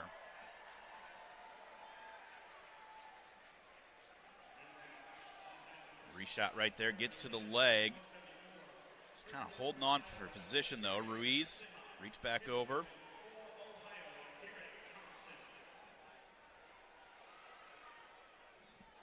Like Jared Sim of Northern Iowa out on mat number 7 right now. Yep. DeVos, 18 seconds left. Arizona State wrestling on mat 2. That's Nico Ruiz against Kyle Mosher of Hofstra. Hofstra getting a side headlock near falls. There's a stall point against DeVos with 8 seconds left.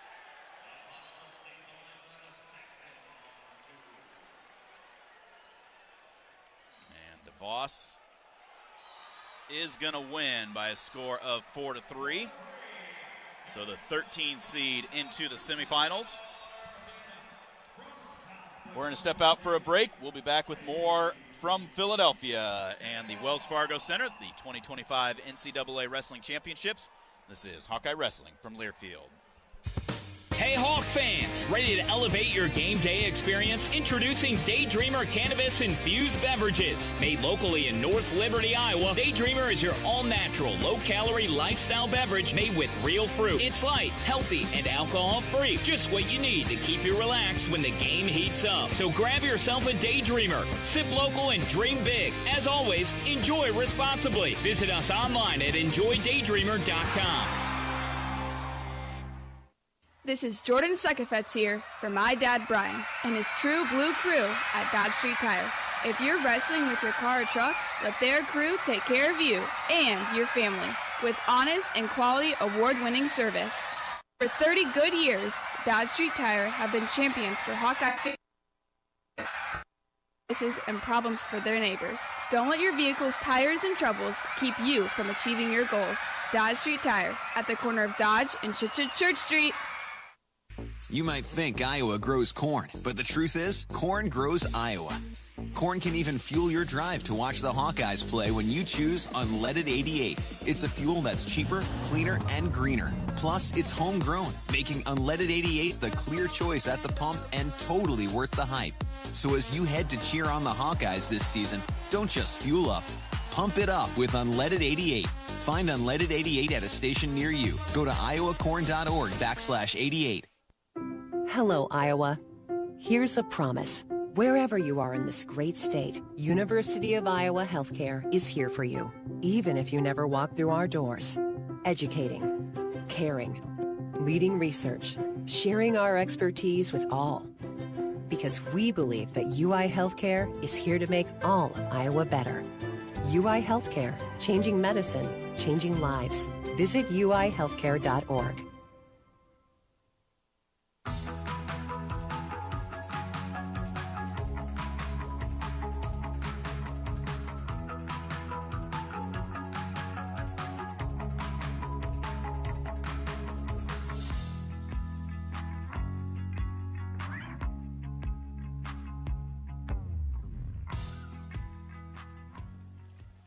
Welcome back to the 2025 NCAA Wrestling Championships. Stephen Grayson, Mark Ironside in Philadelphia, the Wells Fargo Center.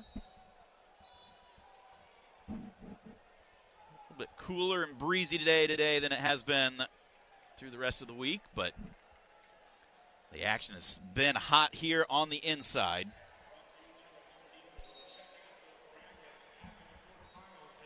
Hawkeyes 2-1 on the day. Drake Ayala, a 23-10 major decision. Mikey Caliendo, a 7-2 decision. Patrick Kennedy, a hard-fought 8-6 loss to Dean Hamdy. Kyle Parco, if you just joining us, medically forfeited out from that knee injury yesterday, so he is done. Updated team scores: Penn State 67.5, Nebraska 62, Oklahoma State 45, Iowa 33, Ohio State 32.5, Illinois 28.5, UNI 28, Cornell 26.5, Virginia Tech 26, Minnesota 19.5. 184-pound semifinals, or excuse me, quarterfinals to make the semifinals. Getting ready to get started. Top seed Carter Strachey of Penn State will take on the 8 seed Jackson Smith of Maryland. The 12 seed Silas Allred of Nebraska will take on the number 4 seed Dustin Plott of Oklahoma State. The number 3 seed Max McAnally of Minnesota will take on the number 6 seed Chris Foca of Cornell. The number 10 seed Edmund Ruth of Illinois will take on the number 2 seed Parker Keckeisen of UNI. Iowa's Gabe Arnold in the hole on mat number 2, so he'll probably be wrestling about the same time as Stephen Buchanan.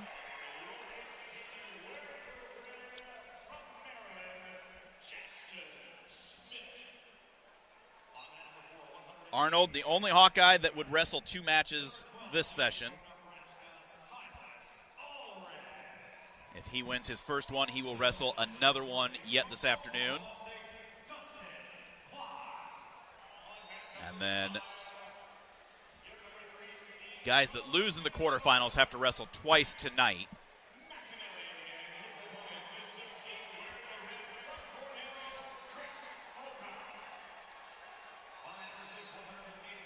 Curious to see how this one shakes out, Mark. You got Plott and Allred. Plott, it feels like, is a guy that is right there, you know, top 3 guys in the country, unless he's wrestling Parker Keckeisen. But this Allred just does some funky things, like right there. Plott into a shot, and he tries rolling him through. Plott trying to cut that arm across.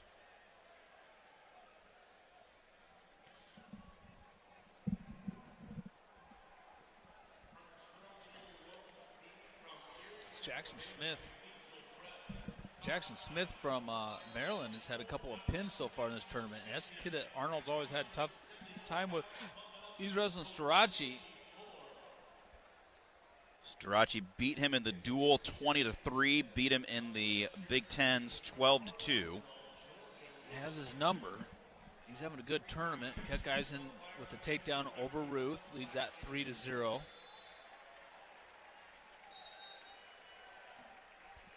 Kind of curious to see that Keckeisen against McAnally if they both win. Well, McAnally just got a takedown, made it look easy against Foca, so he's up 3-0. Blood time, a cut on the eye for Plott. So Plott leads 3-0, McAnally leads 3-1, and Keckeisen leads 3-0.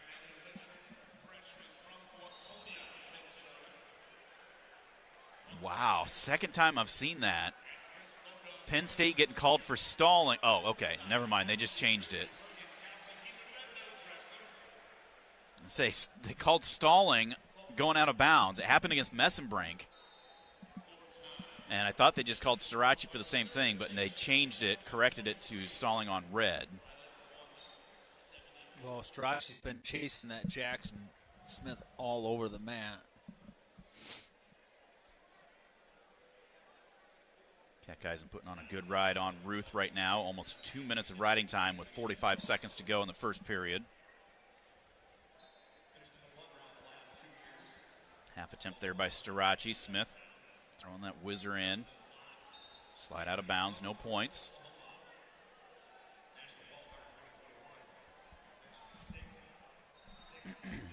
Outer mats right now. Aiden Riggins stayed alive, got a win. Good for Riggins, the number 30 seed. Match away from the blood round. Right now on mat 1, Sachs of Oklahoma and Desiante of Chattanooga. Desciante just gets a takedown to take a 3-0 lead. Strach just got a takedown over Jackson Smith. Foca just got, looks like a reversal maybe? I think a takedown. Escaping a takedown. Right at the end of the first period over McAmally of Minnesota. So Foca leads that one 4-3 at the end of the first period. Keckeisen still in the lead 3-0 as the first period is about ready to come to an end. He's got over 2.5 minutes of riding time over Edmund Ruth. Mat number 2 right now, Brevin Casella of Binghamton, who Patrick Kennedy beat last night, has a 7-0 lead over Clayton Whiting of Minnesota. Mat number 7, Garrett Thompson of Ohio. Looks like he's going to eliminate Jared Sima of UNI. Has a 5-1 lead with riding time, as that one's about done. And then Matthew Singleton of North Carolina State taking on Dan Bronigal of Illinois on mat number 8.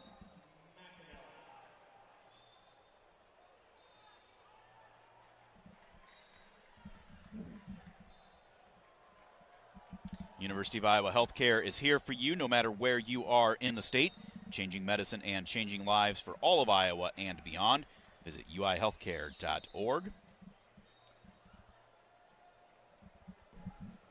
Also, Hawkeye fans, today we're talking about a little different black and gold than what you might think. Get your all-new Pac-Man scratch ticket today from the Iowa Lottery. It's available at your favorite Iowa Lottery retailer. That's not all. With the Pac-Man Second Chance promotion, you could be Waka Waka winning $15,000 or $25,000, plus your very own Pac-Man arcade. Enter today and find details at ialottery.com. Man, we got a really good match over here between that McAmally of Minnesota and Foca of Cornell. All tied up 6-6 with a minute to go here in the second period. Keckeisen leading 6-2 over Edmund Ruth now. Oh, look at that. Edmund Ruth almost took down Keckeisen, though. Keckeisen tried a headlock, slipped around, but kind of uncharacteristic of him to try something like that. Allred trailing right now against Plott 6-1. Plott's leading Allred 6-1 right now. That's big for the team race between first and second right there. That'd be big for Oklahoma State to get that win over Nebraska. Right now, Nebraska leading Okie State by 17 points. Plott, the number 4 seed. Allred on Nebraska, the 12 seed. There's Keckeisen, nice sweep. Kept the head to the inside and just drove through and picked the legs up as he went.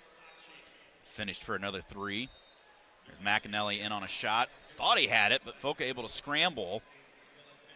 McAnally trying to hook that ankle. Foca locked around the chest, trying to roll him through. McAnally trying to cut that right arm across. Final seconds are going to tick away in that period, so it'll be 6-6 going to the third. Strachey leads 5-0 in the second period. Smith, wow. Smith was in on a shot and basically gave up on it. And as he let go, Strachey just dove right back in, but they went out of bounds before he could finish. Plott gets an escape. 8-4 now after Allred got a takedown. Keckeisen leads 10-2, plus 3.5 minutes of riding time. He's going to start down the third. McAnally starting down to begin the third period. Riding time not a factor in that one against Foca of Cornell. McAnally from Minnesota. Plott up 8-4 now over Allred. Allred in on a shot with 20 seconds to go. Allred, remember though, he had that big come from behind victory earlier for a fall. He was down 10-0 one time. I think that's first round. He's got 2 falls in this tournament actually. He pinned Bennett Berge last night as well too. McAnally able to get his escape, so he leads 7-6 now. Plott fights off a shot attempt right at the end by Allred. Gabe Arnold on deck on mat number 2 now. Cradle against Dan Bronigal down there on mat number 8. He's already down 4-0. It's going to make it 8-0 unless he gives up the fall.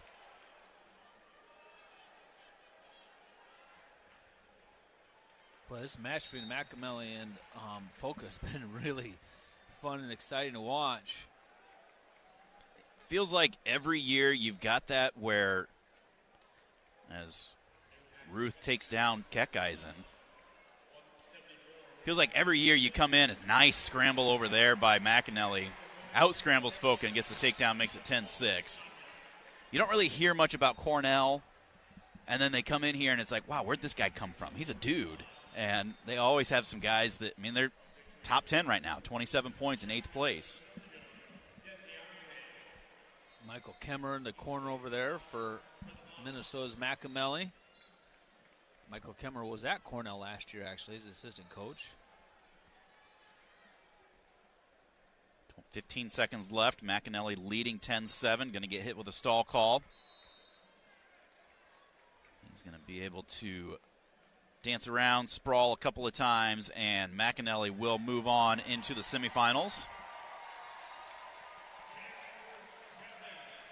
So McAnally of Minnesota will be taking on Keckeisen of UNI tonight in the semifinals. And over on the other side, looks like Strachey, who's out 5-0, up 5-0 right now, is going to be taking on Dustin Plott. So that's going to be Penn State versus Okie State. Plott leading all red right now 11-5 with a minute to go in that match.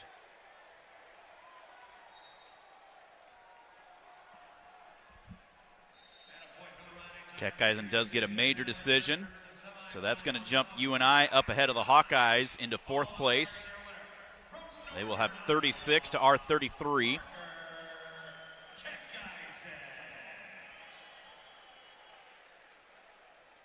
Hawkeyes still with Buchanan and Keeter in the quarterfinals on the championship side. Still have Gabe Arnold wrestle here on the backside. UNI still has Volker and I think Runyon both on the backside. Strachey's going to get a late takedown to get a major decision.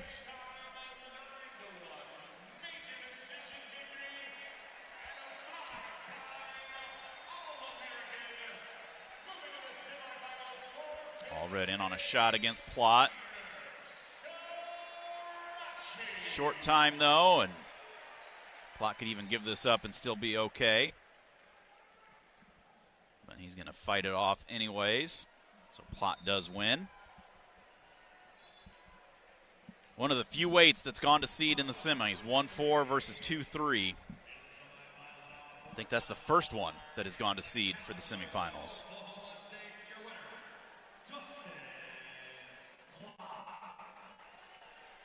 Let's sneak a quick break in before Gabe Arnold comes out. This is Hawkeye Wrestling from Learfield. Hawk fans, stop in and visit the newly renovated guest rooms at Hyatt Regency Coralville Hotel and Conference Center, located in the heart of Iowa River Landing. Stay within walking distance of Extreme Arena, home of the Hawkeye volleyball team, as well as great restaurants, shopping, and scenic walking trails along the Iowa River. Hyatt Regency Coralville is also the home of Hawk Talk with Jan Jensen and Fran McCaffrey. Come together at Hyatt Regency Coralville, where everything you need is right here. Hey there, sports fans. Hungry for a legendary experience? Look no further than Bump's Restaurants, proudly named after the legendary Bump Elliott. Nestled right at the Finkmine Golf Course on Melrose Avenue, Bump's is your go-to spot for mouth-watering meals. Present your ticket from today's game at Bump's and get a buy one appetizer, get the second appetizer free deal. Offer good through the next home game. See you soon off Melrose Avenue at the Finkmine Golf Course. Bump's Restaurant, a legendary place with legendary food. This is the story of the one. He's responsible for keeping a leading healthcare facility clean and safe. And he trusts Grainger's high-quality HVAC cleaning and safety products, combined with their world-class supply chain, to consistently deliver, ensuring he's covered inside and out, so he can focus on keeping his facility clean to help protect the health of everyone inside. Call 1-800-GRAINGER, click Grainger.com, or just stop by. Grainger, for the ones who get it done. Are you a business owner, CEO, or responsible for marketing? If you are, iHeartMedia can help you reach your goals and find new customers. We reach more consumers in your target area than anyone else, and we can give you access to those potential customers more cost-effectively across radio, digital, podcasting, and social. We'd love to show you how iHeartMedia can work for you. Get started today by calling 844-844-iHeart. That's 844-844-iHeart. It's time for big fun in Coralville. This is Mayor Megan Foster inviting you to join us Saturday, March 29th for the annual 4th Fest Basket Auction at Brown Deer Golf Club. Starting at 2 p.m., view baskets brimming with gift certificates, treats, unique specialty items, and more. Bidding begins at 3 p.m., and you can take home your favorite gift basket. All proceeds go to 4th Fest, Coralville's spectacular summer family event. Let's make it bigger and better than ever at the basket auction on Saturday, March 29th. Check coralville.org for details. This is Jordan Sekefetz here for my dad Brian and his True Blue crew at Dodge Street Tire. If you're wrestling with your car or truck, let their crew take care of you and your family with honest and quality award-winning service. For over 30 good years, Dodge Street Tire have been champions for Hawkeye fans everywhere, pinning down prices and problems for their neighbors. Don't let your vehicle's tires and troubles keep you from achieving your goals. Dodge Street Tire at the corner of Dodge and Church Street. You're listening to Iowa Hawkeye Sports Radio on AM 800 KXIC and the Iowa Sports Radio Network. 197 pounds, quarterfinals about ready to get started. Also, Gabe Arnold on deck in about a minute 44 on mat number 2. So we'll have a couple Hawkeyes at the same time. 197, your top seed, Jacob Cardenas of Michigan takes on the number 24 seed, Gabe Solers of Indiana. The 5 seed, Michael Beard of Lehigh, will take on the number 4 seed, Josh Barr of Penn State. The number 3 seed, A.J. Ferrari of Cal State Bakersfield, takes on the number 6 seed, Max Stout of Pittsburgh. And Iowa's second-seeded Stephen Buchanan takes on the number 23 seed, Seth Shumate of Ohio State. Beat him 18-1 in the dual meet, and then got that late 7-point move in the last 15 seconds to win 8-0 at the Big Tens. Oh, this is that match, huh? Yeah.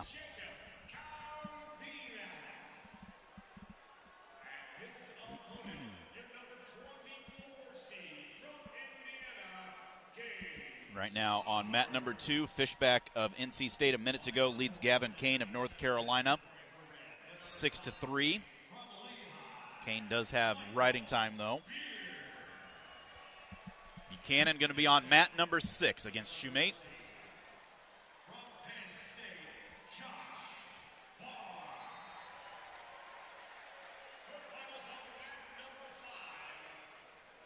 Another near takedown down there for Fishbach, so hopefully we'll get Gabe Arnold coming out soon. So we're going to have Buchanan and Arnold both up at the same time. Buchanan getting underway right now.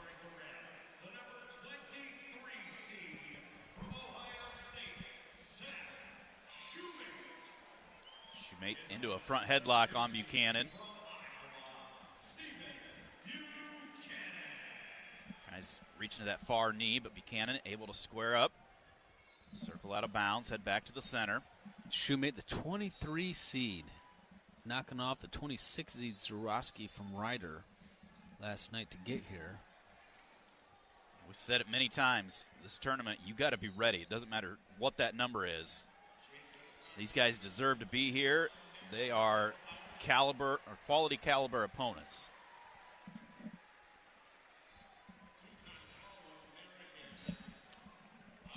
Buchanan, left-handed collar tie.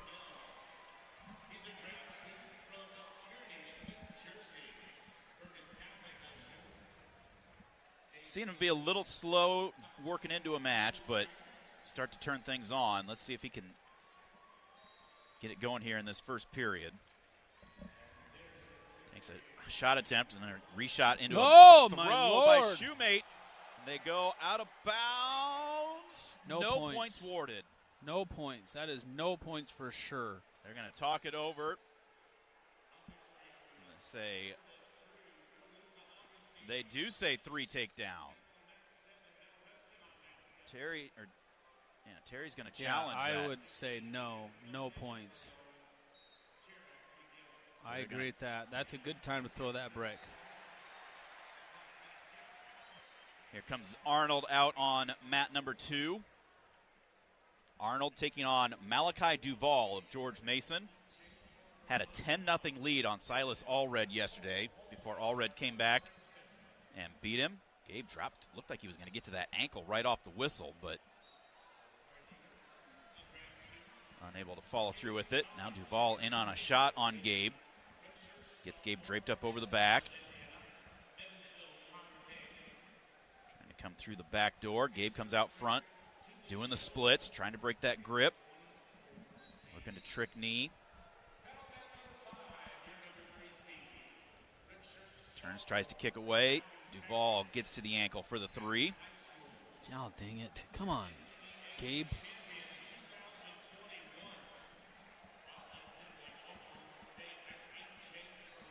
Barr with the takedown, gives up the escape, so it's 3-1 on mat number 4. No score with Ferrari, no score, or a 7-1 lead for Cardenas. Gabe Arnold got up to his feet, gets bumped back down, Hand gets control. into a tripod. Hand control.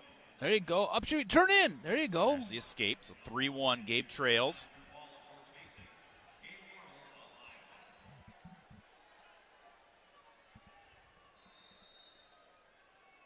Gabe double switches off to a single, but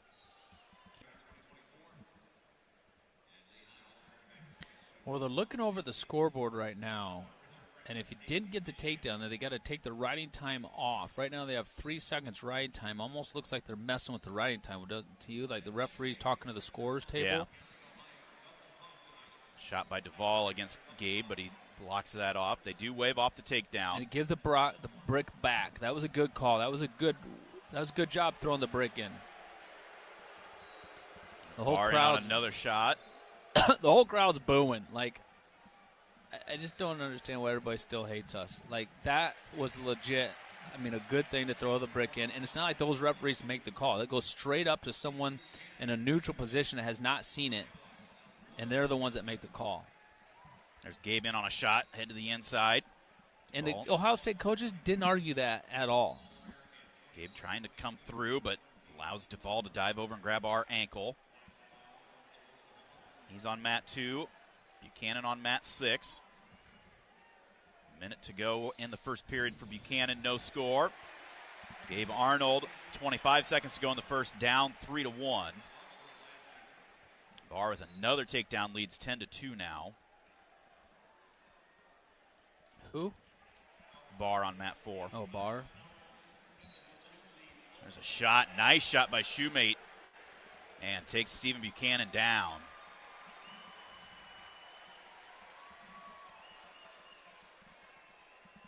.35 seconds left. Shumate with a 3-0 lead on Buchanan. Yeah, Buchanan not moving his feet well. Shumate picks up Buchanan, puts him down hard again. Out of bounds. 21 seconds left. No score. Well, I guess 1-0 in favor of Ferrari in the second period. There was no score in the first period between Ferrari and Stout over there.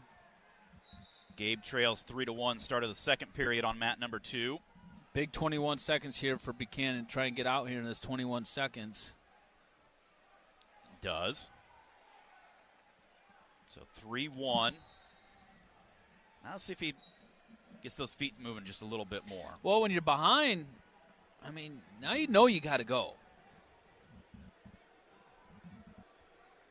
4-1 now in favor of Duvall over Arnold.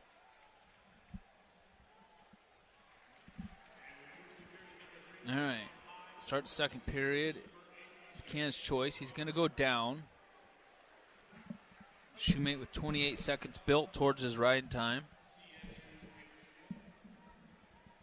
Start of the third period over there between Ferrari and Stout. Stout chooses down. Buchanan up to his feet. Shoot. Shumate does a good job crotch lift. He does a really good job lifting and returning. Buchanan did a good job. Reach back, neck wrench, threw him out of bounds, but no points there. Gabe Arnold looking for some near falls over there. I don't see how he got there either. He was trying to set up a whip over a couple of times. But that's going to be a 7-point move for Gabe Arnold. We got to learn to put guys away there, Steven. That's so important. You get a guy on his back, you don't let him off. Buchanan hits an explosive switch for a reversal. Yeah, reversal. So that's going to tie that match up at 3. Now let's ride tough. Let's ride him tough here. Buchanan is so good on top. We turned him earlier in the duel, right? Yeah, 18-1. Man, it's a freestyle match right now, though. He's just based out wide. This is where Shumate did not want to be, is on underneath us, and they got to be looking at him for stalling big time. There you go. Way to drive him over that far shoulder. Buchanan trying to get that 2-on-1 underneath. Arnold does lead 8-4 as we go to the third period. There is that stall call on Shumate with a minute to go, second period. Arnold's going to pick neutral. Start the third period. Barr with another 3-point takedown. He leads 13-2. Looks like he's going to move on. Ferrari is still riding Stout. He's going to get the riding time now. Stout's going to have to get out for a 1-point escape just to. Actually, he's going to still lose. So Ferrari will probably win this one on riding time. Buchanan still trying to get that 2-on-1 tilt locked up. Gabe gets a stall call against Duval as they go out of bounds. Arnold leads 8-4. There is the hip tilt there for Buchanan. Didn't get him all the way over. Now he does. Now he's got him over. Ah, shoot. All he the way got through. A 1 count. Shumate's got to go neutral in the third, doesn't he? Yeah. There we get that 2 2 here. on 1, 2. Count him! Count him! 3. There's 4 count. 4. There's a 4 count. Yes! 7-3 Buchanan with the lead going into the third. Atta boy, Steven Buchanan. That was huge. Second period, Mark. 6-0. He wins that period. Man, that was so big. And yeah, then they're 4 going to go near neutral. falls. Riding time not a factor. Cardenas won 10-5, so Cardenas and Barr are going to see each other in semis. That ought to be interesting. 7-3 is the lead for Buchanan. 58 seconds riding time for Steven. Gabe Arnold, 45 seconds left, leads 8-4.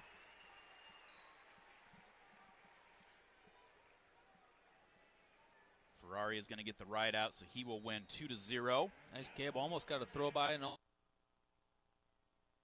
he lets Duval grab our legs, so we left our legs behind. Move your feet, Gabe. Buchanan, misdirection attempt and covers for the 2-point or the 3-point takedown. That was you that time. Me that time. He's able to split the middle using that leg tuck, trying to get some near falls out of it. I was going to say a double leg, so I was thinking 2, but stalemate it. 1:07 to go. All right, 10-3 lead. We got a major right now. There's Gabe Arnold, comes high-low, now gets caught in that over-under. Clears out of it. I didn't see who won that other mat over there, mat number 1, match on 1. See who Gabe would have next, the Princeton or whoever. I didn't see. Gabe won 8-4. I will try to look. Buchanan tries to get another quick tilt. Yeah. Does a good job. He hits just a regular hip tilt, and then when they come back over, he uses that to get to that 2-on-1 to set it up even tighter. Like he's doing it right now. He's getting more near falls right now. There's another 4 count. He's going to make it 14-3. 14-3, and he has ride time. 15-3 with the riding time. He's going to try to lock it up one more. He's going to get it. We're going to get it. We're going to get a tech.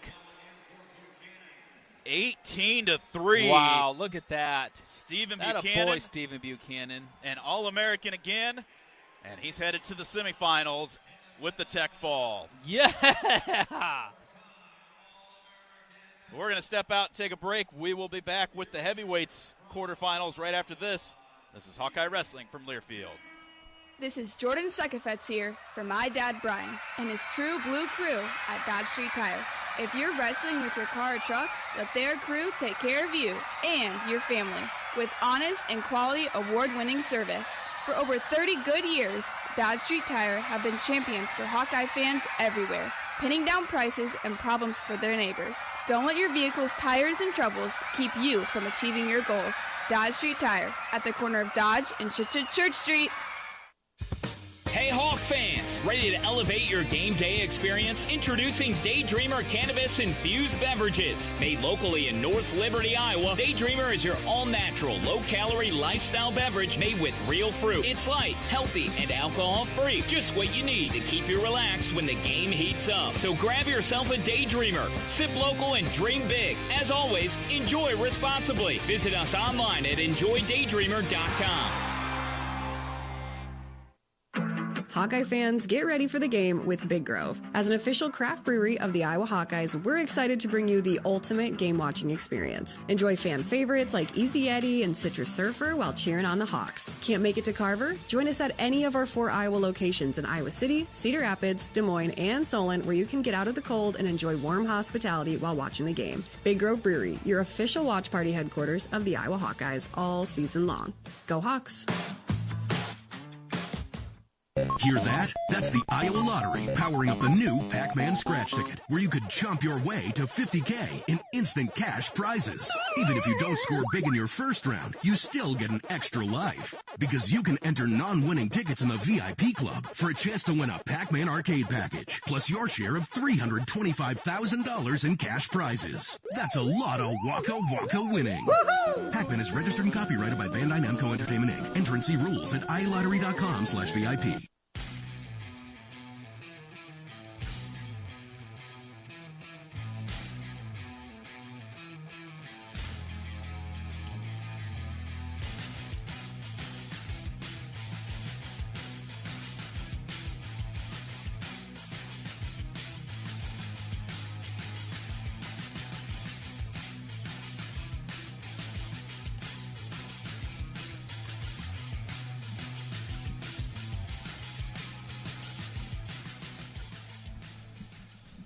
I like those longer bumps after we have to do exercises.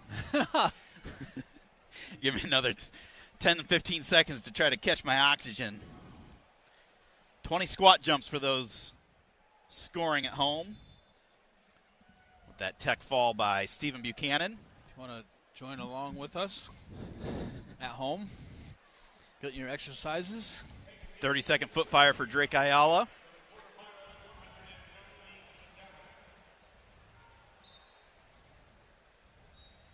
Get ready for the heavyweights. Top seed Gable Stevenson of Minnesota takes on the 9 seed Colton Schultz of Arizona State. Iowa's 5th seeded Ben Keeter takes on the number 4 seed Owen Trepfam of Lehigh. 3 seed Greg Kirkfleet of Penn State takes on the number 6 seed Josh Heinzelman of Michigan. The 7 seed Isaac Trumbull of NC State takes on the 2 seed Wyatt Hendrickson of Okie State.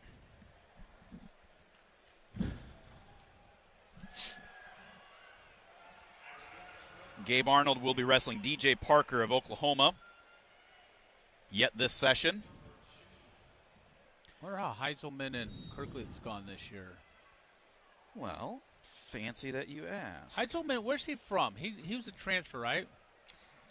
He was. Let me pull out my notes here. He was at Oklahoma, and Kirkfleet beat him 6-0 in the dual meet.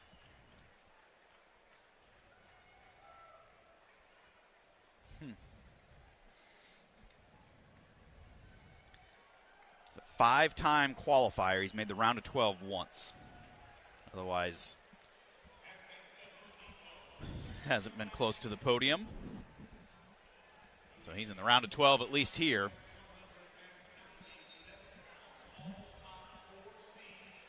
Owen Trepfam for Lehigh, formerly at NC State. 21-0 this year.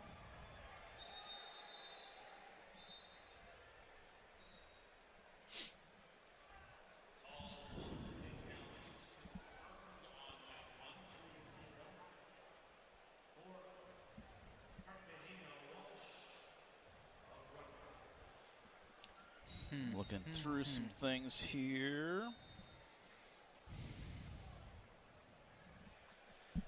Well, these wrestlebacks will start moving a lot quicker after the heavyweights get done because they'll just roll through everything.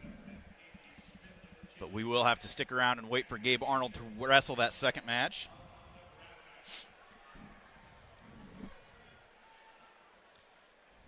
Ben Keeter on mat number 4, right down here in front of us.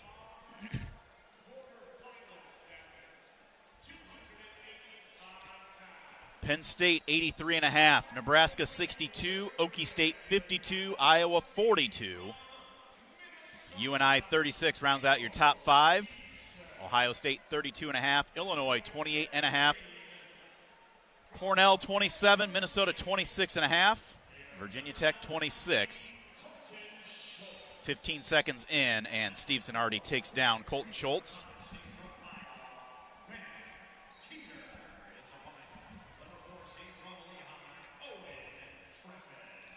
I'd like to know what this Owen Treffen weighed in at. He's big. Yeah.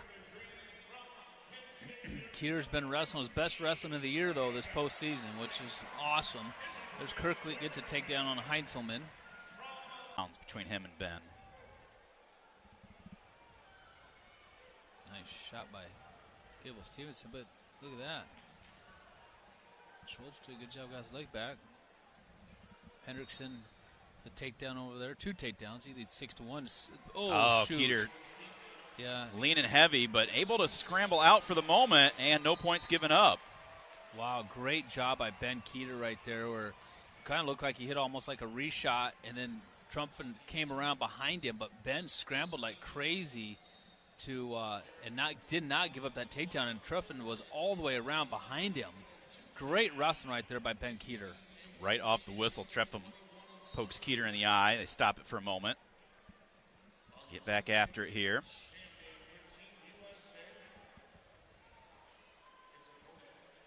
Curious with that Schultz match, if he could find a way to try to go upper body with his Greco background. But even still, Stevenson is just so good. So good. He's so powerful. Not look at that little Nice low shot. Drops right down the ankle. And then he just throws him down. Minute to go here. 50 seconds now for Keeter. Hendrickson getting a fall down there over, what was that, Trumbull? Trumbull, yeah. It's actually a couple bonus points for Oklahoma State. That's it. So that'll be 9 points for them. That'll put them 1 point behind Nebraska. Heading into tonight's session. Actually, Nebraska's got a few. Both teams have a few more wrestling on the backside.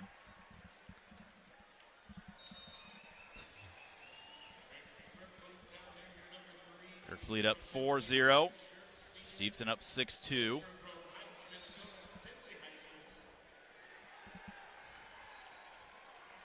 Well, scoreless first period for Keeter. That's going to be an interesting matchup tonight, Hendrickson and Kirkfleet. Yeah.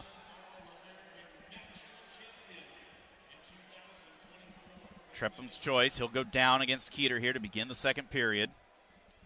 See if Ben can put a tough ride on here for a little bit. Stevenson, another takedown, makes it 9-2.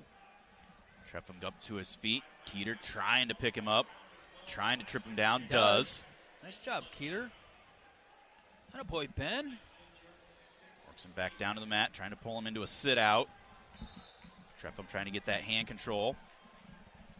Keeter drops to a leg. Trefham out front, gets the escape, so that'll make it 1-0. Keeter got 22 seconds towards riding time. Trefham with a nice snap into a front headlock. Yeah, nice snap there, but Keeter did a good job bringing his feet underneath him. Keeter with a great big, huge scratch on his back. I see that. I can see that without the binos right now. That's going to sting later. Another takedown. Stevenson makes it 12-3.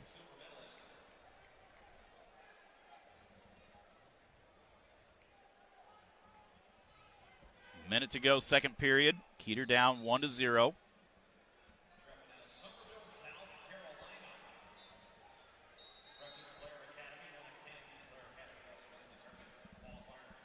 Kind of leaning on each other right now. Trefham, nice little snatch. Keeter trying to get that toe to the mat. Trepham picks him up way high and takes him down for 3. See, and that's what you got to do. That's a good finish by Trepham. He's so much bigger and stronger right there than Keeter. He just got in on that shot, and he picked him up in the air and put him down. That was some really good wrestling right there by Trepham. He leads 4-0 now here in the second period, 25 seconds to go. But Keeter up to his feet, 1-point escape. Good job, Keeter, knowing the situation, coming up to his feet, getting out for that 1-point escape before the end of the period. 15 on the clock, second period. Keeter down 4-1 now.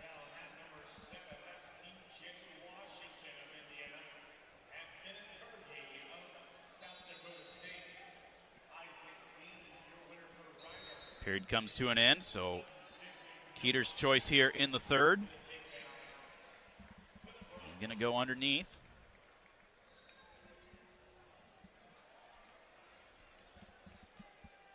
Takes a moment, now gets set. Stevenson 13-4 lead with 1:06 of riding time in the third period. Kirkley a 4-0 lead with 2:20 of riding time in the third period. Hand control, up to his feet, out for a 1-point escape, makes it 4-2. We got to sneak one in here somewhere, Steven. We got to work hard here in this third period. Find a way to get. I mean, he did it against Feldman yesterday in the first period. He got low single, got to that ankle, elevated it. Didn't get the weight on him. Which is another reason yesterday when we just completely wasted that whole third period of why we need to continue to wrestle. Learn, keep improving, Enhance your game.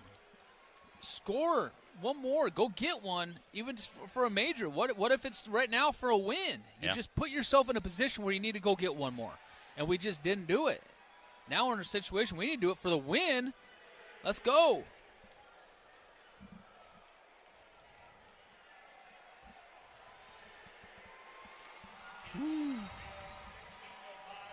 Nebraska just got a takedown over there at the end of the third period at 197 wrestlebacks. McDaniel.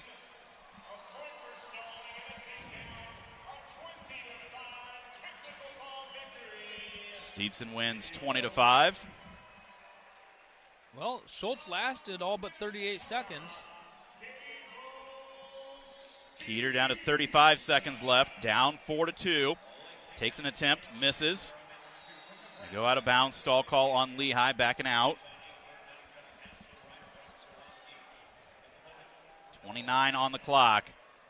See if Keeter can dig deep here. Takes a half attempt, takes another shot, gets caught underneath though, trying to circle up out of that.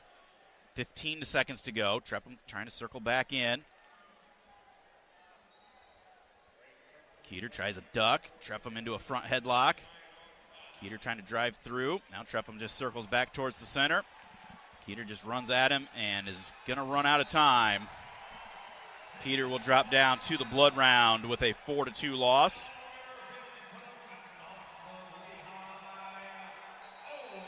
Keeter. Andrews of Cal State Bakersfield, Tinker of Cal Poly, Rasmussen of South Dakota State, Pitzer of Pitt are the four that are wrestling to wrestle Keeter in the blood round. So Stevenson, Trepham, Kirkfleet, Hendrickson. We're going to take a timeout. We got to wait till Gabe Arnold comes back. It's a long time to wait, Steven. I know. You might need to take about 10 timeouts. We'll get started with one right now. You're listening to the 2025 NCAA Wrestling Championships. This is Hawkeye Wrestling from Learfield. Whether you're traveling for business, pleasure, sports, or with one of our guided tours, our team of travel experts at Travel Leaders Destinations Unlimited will ensure you have a memorable, worry-free experience. Let our professional travel advisors with extensive travel experience and destination knowledge handle your every travel need. Family-owned and operated, Travel Leaders Destinations Unlimited has been serving the Hawkeye community for many years, receiving the Agency of Choice Award several times. Make your travels easy with Travel Leaders Destinations Unlimited at duagency.com. This is John. Hey, my name is John Jackson. He's not some actor. He's a steward of the land with a John Deere 3 Series tractor and a PTO Quick Connect. that hooks up rear implements with a single click. John runs with us because to him, there's nothing more important than connecting with the land. Nothing runs like a deer. Hear John's story at Deere.com. Stop by your local John Deere dealer for a test drive today or learn more at Deere.com. Your Iowa John Deere dealers, proud sponsors of Iowa Wrestling. This is Leah Pasha, and I've been saying, hit a deer, call Premier for years. But it's time for something new. It's still where you need to go for deer divots and door dings, as well as damaged dashboards. That's what my dad Nathan's driving at and dreams about. Why not say, when your car is dinged, be a deer and call Premier? I think Dad's gonna love that. Premier Automotive, North Liberty's premier auto body repair shop. Be a deer and call Premier Auto Body in North Liberty. Credit card debt can ruin your life. Collection calls, sleepless nights. If you're feeling overwhelmed with no way out, DebtBlue is here for you. I would absolutely recommend somebody calling DebtBlue because the money that they saved you, the headache that they saved you. DebtBlue uses little-known programs most credit card companies won't tell you about. They'll help you consolidate or settle your debts for a fraction of what you owe. DebtBlue saved me lots of money. With DebtBlue's Success Guarantee, you pay nothing unless your debt is reduced or completely resolved. See how easy it is to get started with free information. There are no upfront costs, so let DebtBlue show you how 10 minutes could save you thousands. Stress relief from debt is one phone call away. 800-375-1158. That's 800-375-1158. Thank you, JetBlue. Call for your free information now. 800-375-1158. 800-375-1158. This is Jordan Sekefetz here for my dad Brian and his true blue crew at Dodge Street Tire.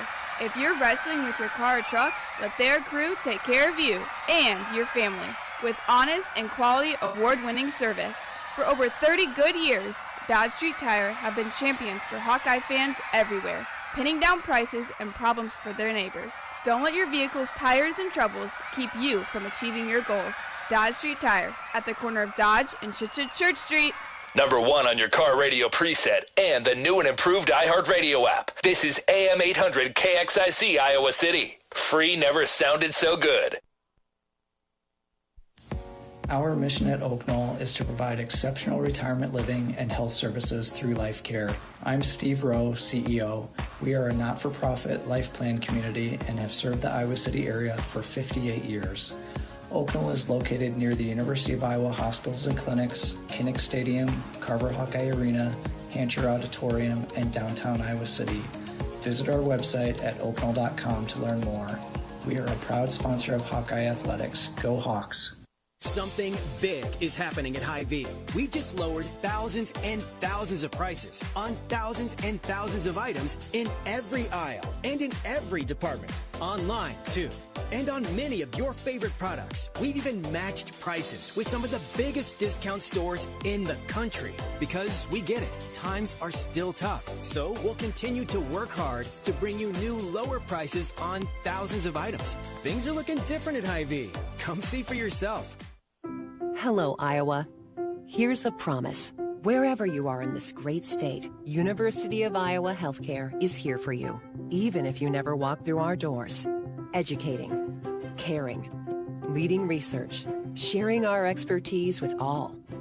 Because we believe that UI Healthcare is here to make all of Iowa better. UI Healthcare, changing medicine, changing lives. Visit uihealthcare.org. You might think Iowa grows corn, but the truth is, Corn 88 at a station near you. Go to iowacorn.org/88.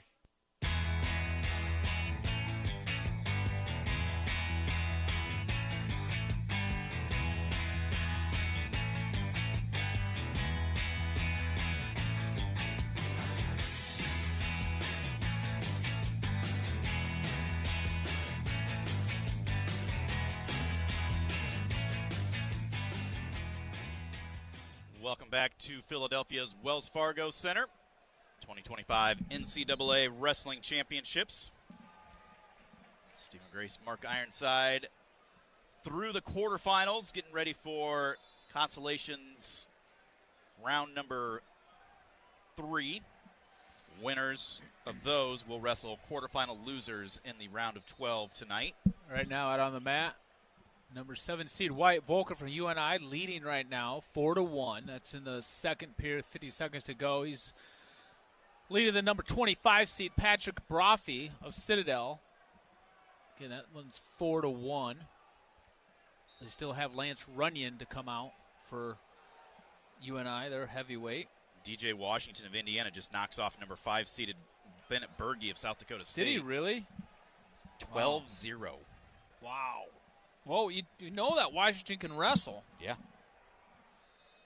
So Berge is out. Let's see.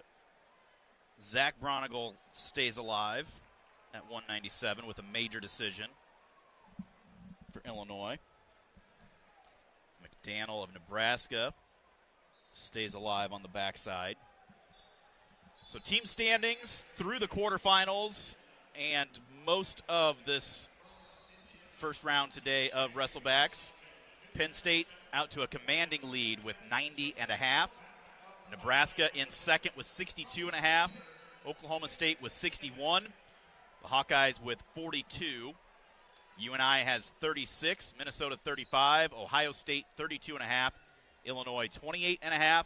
Cornell 27. Virginia Tech 26. UNI, depending on bonus points with Velker and Runyon, could score as many as 6 more points this session, so they could tie the Hawkeyes heading into that next round of Wrestlebacks. Hawks go 3-2 in the quarterfinals. And, Mark, we talked about it even last night when we were leaving here. It's like, felt pretty good about the 3 that we won. And we said, you know, there's a chance if our guys do what they're supposed to do on the other 2. Patrick Kennedy loses 8-6. Ben Keeter gets taken down one time, loses 4-2. You know, they were that close. Hopefully they're able to get their heads right, bounce back here tonight in that round of 12. Well, hopefully anything. They need to. You know, they really, really need to. Ben Keeter, he just struggles against those guys that are kind of like a lot bigger than him, and especially hasn't wrestled him before. And he really never gave himself a good chance to win that match right there. You know, he never really started working an angle. He never committed to a shot. He never really got him down into that front headlock short offense situation. He'd go behinds, and I don't know what the game plan was going in of how he was going to score. I think they're almost like they're just kind of hoping for something to go in their favor. But, you know, in a situation like that, you got to go from the first whistle. You can't, what I can't stand is in the sport of wrestling is that in the last 15 seconds you see someone chase the other guy all over the mat when you have to score because the other guy's winning. Why didn't you use the first 6 minutes and 45 seconds? That's what it's so frustrating. Use the clock to your advantage. And I don't know. I just don't know what we had for him and what the goal or game plan was to try and score on him. But Ben's had a really good postseason. He had a great Big Ten. He's really looked well up until this point, and he didn't look bad in that match. He didn't get tired. He didn't get fatigued. It's just like he just didn't know where to go. You know, and Ben's come a long way throughout the season too, especially his conditioning. Like he was getting really tired early in the season. You know, he'd put some weight on in the off season and he came in, but man, he's been looking good. You can tell he's just feeling good right now. So I'm hoping as well too, and being hopeful that he comes through these wrestlebacks and wrestles strong and his mindset's correct and right, and he gets on that award stand. Getting onto that award stand would be a big accomplishment for Ben Keeter for sure, as well as Gabe Arnold. And we also need Patrick Kennedy, who really wrestled a great match against Hamdy. I mean, he put himself in a position to win that match, and that's what I'm talking about. That's the difference between Patrick Kennedy and Ben Keeter in those two matches. Patrick Kennedy put himself in a position to win that match 2 or 3 times and just couldn't capitalize when he needed to. Ben Keeter really never put himself in a position to win. And Patrick, man, he's just a warrior, and he just needs to continue to keep fighting and wrestling tough like that through, and it's gonna be a hard, rough road. But it's just one match at a time. And the one thing you don't have to worry about Patrick Kennedy is not having grit and throwing in a towel or anything, because that is not in his DNA, and that's just not going to happen. So Zach Glazier, South Dakota State, just got eliminated in sudden victory. Wyatt Velker stays alive for Northern Iowa. Other matches going on right now. Gavin Hoffman of Lockhaven, 3-1 lead over Ashton Davis of Cornell. Seth Neville's had a throw. Not very often you see a front headlock whip over by heavyweights, but he just gets another takedown. He's out to a 12-1 lead over Corey Day of Binghamton. Jimmy Mullen of Virginia Tech, no score with Feldman of Ohio State on mat number 3. Mat number 4 just getting started. Ming of Stanford taking on Luke Luffman of Illinois. 6, Colbert of Army trailing Bullock of Indiana. Novak of Wyoming just defeated Stimmett of Stanford. And Dayton Pitzer of Pittsburgh, a 6-0 lead over Luke Rasmussen of South Dakota State. Pitzer, if he wins, would wrestle the winner of Andrews of Cal State Bakersfield and Tinker of Cal Poly. And that is who Keeter would wrestle in the blood round tonight. That Pitzer's tough. He's the 10 seed, but he's done some good things. Let's see here. Runyon of Northern Iowa going to be taking on Slavakowski of Rutgers coming up soon. Trevor Anderson coming out soon. Blake West of Northern Illinois will have Caleb Smith of Nebraska.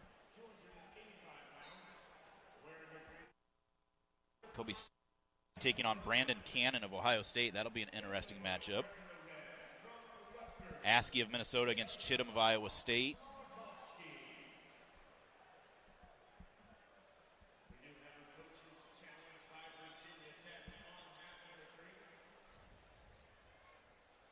Good thing, Mark, the 3 matches that we won on that top side in the quarterfinals, we came out firing right away.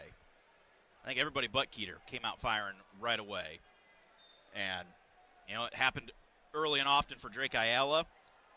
Didn't happen right away for Caliendo, but he kept fighting and eventually got himself in a position to win. Buchanan was behind, but just kept firing and gets himself to a tech fall. So they can build that momentum into tonight. Yeah, those are. I'm trying to see. Feldman wrestle for Ohio State. He's on mat number 3 right now. Oh, yeah, 0-0. Who do we got?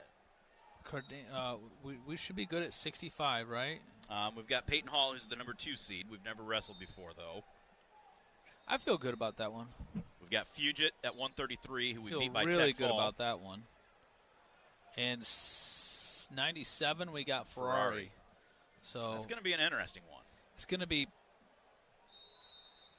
It is going to be an interesting one. That's what it's going to be. It's going to be an interesting one. Ferrari has not been putting a lot of points on the scoreboard. I think when I was looking this morning, I saw they wrestled twice so far in their careers, with Ferrari winning both of them. Which, hopefully that's not into Stephen Buchanan's head. Let's see here. We could win all 3 of those for sure. 2021 Big 12 championships, he lost 13-8, and then the next year in the dual meet, he lost 4-2.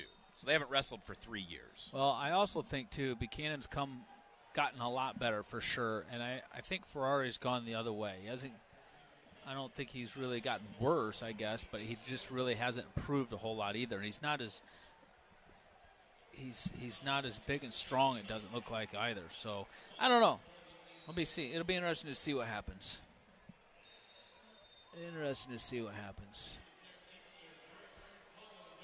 But all 3 of those for sure are very, very winnable matches tonight. We could definitely have 3 finalists. But one match at a time, as they say. And those are matches that the Hawkeyes could really use. And, we could possibly be having a wish, Parco wouldn't have gotten hurt last night. Yeah. That one really was unfortunate for Kyle Parco himself, and then obviously the team as well in the team race. He wrestles to his seed. That's 12.5 points. How about this for Gabe Arnold?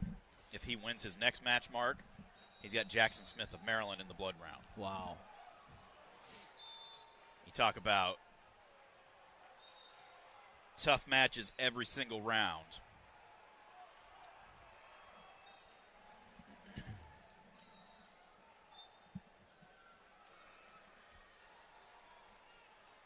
Luckily, like I say, once we get through the last of these heavyweight matches,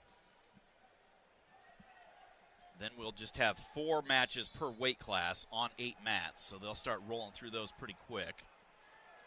But we do stick around until Gabe Arnold wrestles.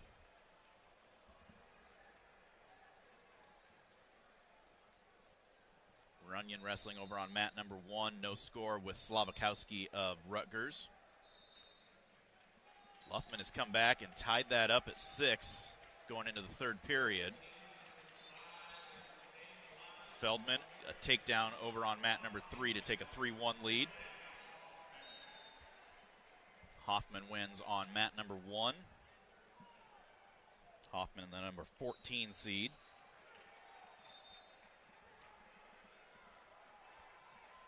I'm sure somebody has the stats somewhere, Mark, but I mean, just even at the heavyweight, you look through, you got 25, 21, 22, 29, 19, 25, or 26, 18, all wrestling still in the wrestleback round. Now you've got a number 20 seed in the semifinals at 157. There's a lot of really low seeds in the 20s and 30s. Wrestling is still high in this tournament for sure. Well, Aiden Riggins, former Hawkeye at 165 for Iowa State. One match away from the blood round is the number 30 seed. Jeez. Did that kid from Okie State, the 33 seed, did he win his match? I think so, yeah. So he's still going. Feldman of Ohio State at heavyweight up 3-1 right now at the start of the second period. Riley, the answer is Zan Fugit. Jessica texted, Riley wants to know how to pronounce Ayala's opponent's name. Oh, yeah? Zan Fugit. Fugit? Fugit. Fugit? Like fugitive, just Fugit. Caleb Smith out now for Nebraska on mat number 1, taking on Blake West. I can't remember, the West brothers were Highland and then went to Solon. Is that right, Mark? Yeah, correct. I guess I didn't realize he was still at Northern Illinois. Yep. Illinois. My wife loves it when I say that word. Do you go to Des Moines as well? I don't know. I've never gone there before, but Illinois all the time.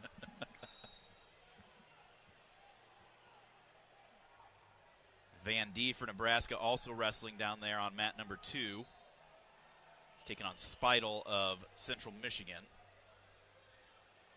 Runyon of UNI trailing 4-2 on mat number 5. He's in an over-under body lock. Now he clears out of it.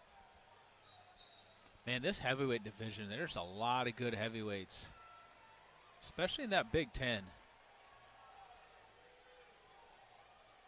It's a tough division. Nicolas Rivera wrestling over on mat number 7. Yeah, he's a 7 seed. Runyon wrestling right now. Lance Runyon of UNI, he's taking on the 16th seed Slavakowski of Rutgers. He's trailing 4-2 right now in the as the beginning of the third period. Runyon starts down.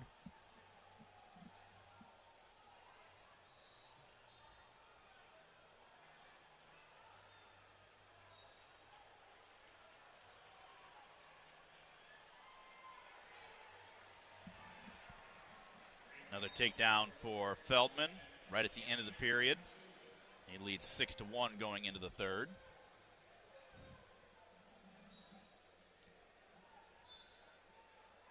It's like Anderson of UNI making his way out on 6 against Cooper Flynn of Minnesota.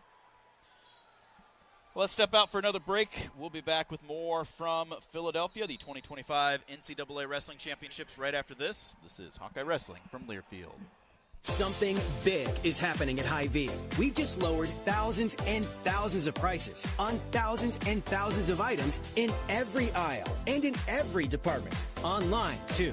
And on many of your favorite products, we've even matched prices with some of the biggest discount stores in the country. Because we get it, times are still tough. So we'll continue to work hard to bring you new lower prices on thousands of items. Things are looking different at Hy-Vee. Come see for yourself.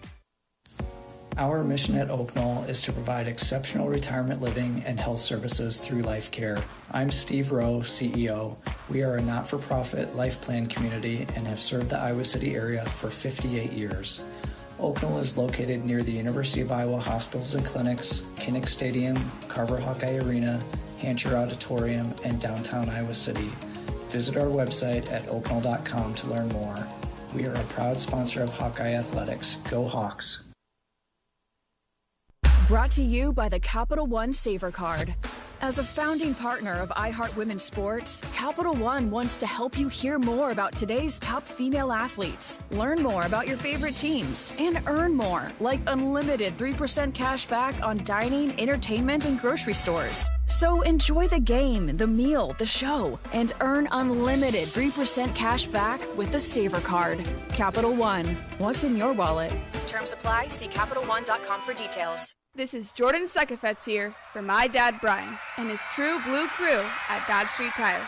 If you're wrestling with your car or truck, let their crew take care of you and your family with honest and quality award-winning service. For over 30 good years, Dodge Street Tire have been champions for Hawkeye fans everywhere, pinning down prices and problems for their neighbors. Don't let your vehicle's tires and troubles keep you from achieving your goals. Dodge Street Tire at the corner of Dodge and Church Street. This is Coralville City Administrator Kelly Hayworth reminding you to shop and eat locally. Now, your favorite Coralville businesses offer more options for finding what you want for your home and family. Local restaurants, bakeries, and breweries have perfected carryout and delivery. Coralville shops continue excelling in personalized service. They take pride in helping you find the perfect item or gift for any occasion. Thank you for infusing Coralville with your shopping and dining dollars. This is Leah Pasha, and I've been saying, hit a deer, call Premier for years. But it's time for something new. It's still where you need to go for deer divots and door dings, as well as damaged dashboards. That's what my dad Nathan's driving at and dreams about. Why not say, when your car is dinged, be a deer and call Premier? I think Dad's gonna love that. Premier Automotive, North Liberty's premier auto body repair shop. Be a deer and call Premier Auto Body in North Liberty. You're listening to Iowa Hawkeye Sports Radio on AM 800 KXIC and the Iowa Sports Radio Network. Welcome back to Philadelphia, the 2025 NCAA Wrestling Championships. Stephen Grace and Mark Ironside waiting for Gabe Arnold, the last Hawkeye to wrestle this session. We can't leave out Danny also, who found his way up here. I mean, that's worthy in itself to find his way all the way up here to the radio booth somehow. The only one that could honestly believe that actually happened would be Josh Schomburger. Yeah. Like he would be like, that doesn't surprise me. I'm not surprised by that at all. I just want to know how he's. I mean, I went out to go to the bathroom real quick, and there's like no security. I'm like, it's really time to sneak back out, but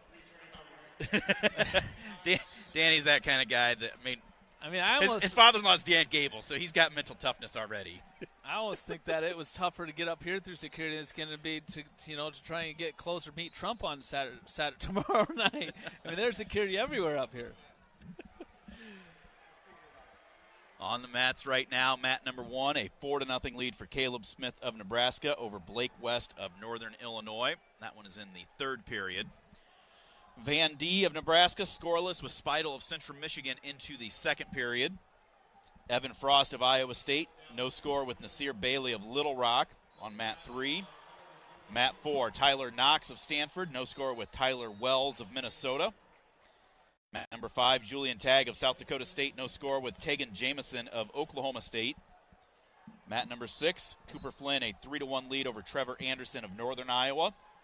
Mat number 7, Dylan Schaber of Rutgers, a 3-1 lead over Anthony Noto of Lockhaven. And on mat number 8, Danny Pacino of Illinois, no score, tail end of the first period against Sergio Limley of Michigan.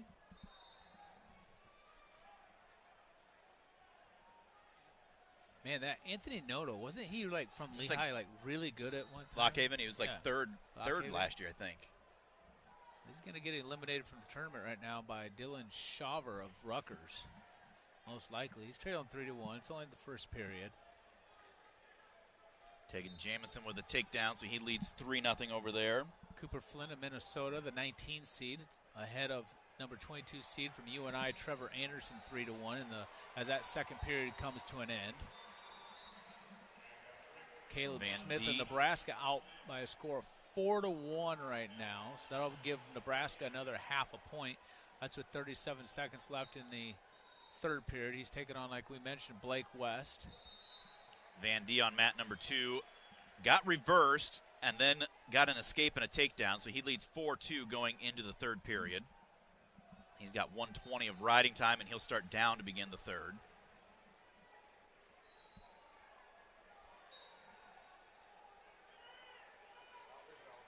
Anderson about ready to finish and does get a takedown, so now he takes the lead over Flynn.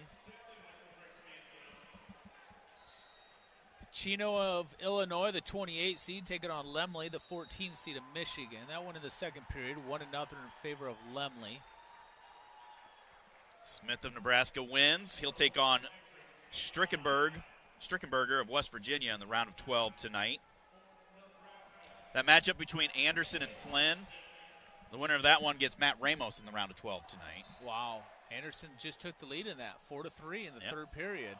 Minute 20 to go. Riding time not a factor. Half a point for Nebraska with Smith's win on the backside over there. Anderson putting on a good, tough ride against Flynn. Got that half in. Flynn tries to peel it out. He gets it right back in again. Lemley leading Pacino 1-0 as they get ready to go to the third period. Mat number 1, Moshe Schwartz of Oklahoma against Dylan Chappell of Bucknell. Looking for a place to spend your next lunch break? Come enjoy Watermill Kitchen and Bar's delicious weekday lunch specials featuring a pick 2 for $12. Select from refreshing salads, flavorful sandwiches, or comforting soups to build a healthy and quick lunch, all for a great deal. Check it out at Watermill Kitchen and Bar every weekday from 11 a.m. till 5 p.m. Also check out the Iowa Style Apparel retail store located on Edgewood Road Southwest in Cedar Rapids. Iowa Style Apparel offers the latest looks for a variety of local sports teams, including an expansive wrestling section. Check out the Iowa Style Apparel retail store on Edgewood Road Southwest in Cedar Rapids, or shop online at iowastyleapparel.com.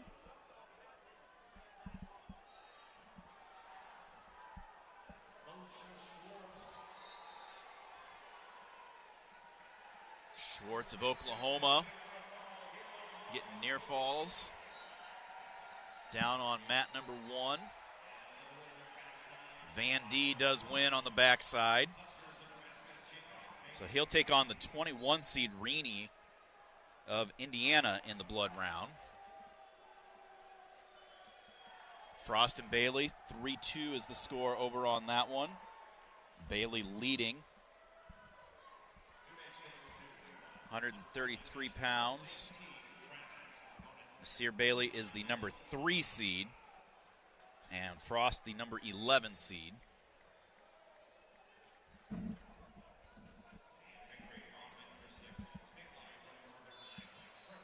Anderson does win for UNI, so another half point for them.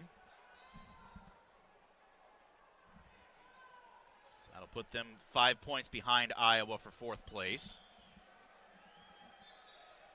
Pacino and Lemley tied at 1 down on mat number 8.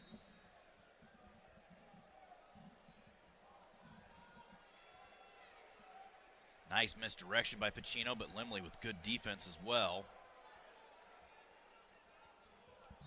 Well, looking ahead to tonight, we will have the dog bone configuration. They'll keep mats 1, 2, 7, and 8 where they are. They'll take 2 mats out of the center and center them up. They will have the semifinals on 2 mats in the middle. They will have the blood round on the outer 4. They will continuously wrestle the blood round matches, but they will hold the semifinals like they did the quarters today. Matt Nelson coming up. How's the view downstairs, Nelly? Good? Same as always? Yep. Panero Johnson coming up on mat number 4. Nasir Bailey of Little Rock taking on Evan Frost of Iowa State. That one's 3-2 in favor of Bailey in the third period. Pacino hits a low single against Limley in sudden victory. Limley, though, locked to the crotch. Did Henderson win that one? Which one? Henderson or Anderson? Anderson did, yeah. Pacino almost get around behind, but couldn't get it, and then Limley throws the underhook by. Gets in deep on the leg. And takes him down. So Limley will stay alive. Limley will take on the other Frost in the round of 12 tonight. Jamison with the win. He'll take on Coderhant of Navy in the round of 12.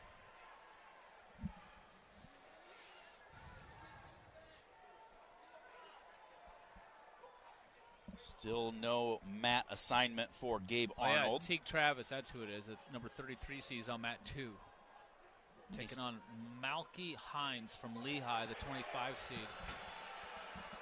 Ooh, Frost just got a takedown against Bailey. Makes it 5-3 right at the tail end of that. So Frost is going to knock off the number 3 seed, eliminate him from the tournament. And he'll take on Braden Davis of Penn State in the round of 12.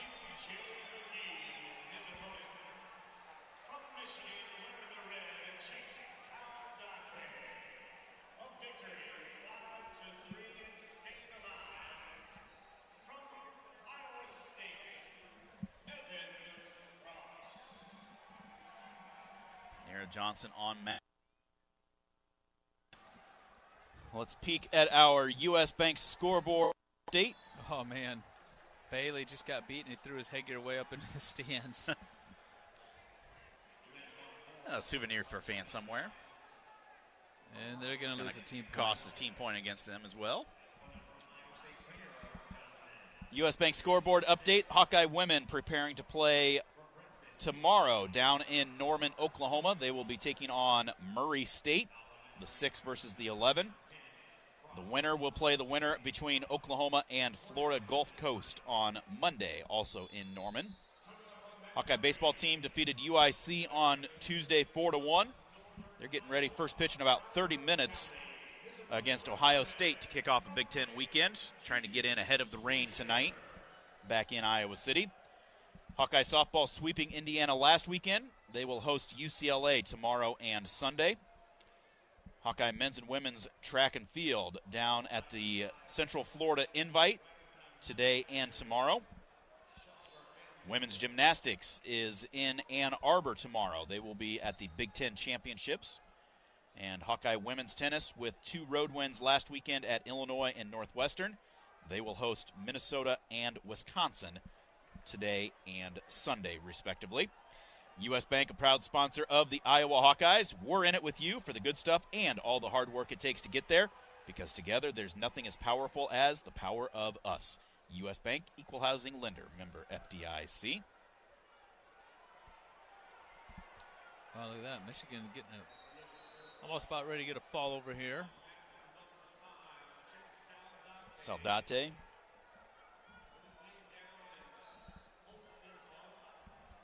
Well, it looks like Shaver and Noto are going to go to overtime. Tied up 5-5. Saldati does get the fall down there. Ryder Downey of UNI wrestling right now. 0-0 with 1 minute gone in the first period. Downey, the 6th seed, taking on Jude Swisher of Penn.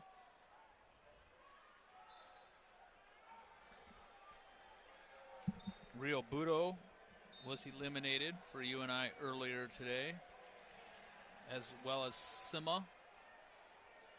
Did Runyon win that one? Runyon got beat, too. Runyon got beat.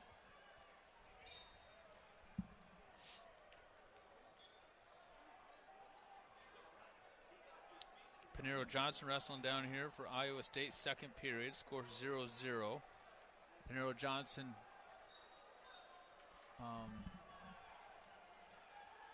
he is the 4 seed taking on Sammy Alvarez of Ryder. the 11th seed. Also, Aiden Riggins, the 30th seed out of Iowa State, taking on the number 5 seed Julian Ramirez of Cornell. That one's coming up onto the mat right now. Still in overtime over there is Shaver and Noto.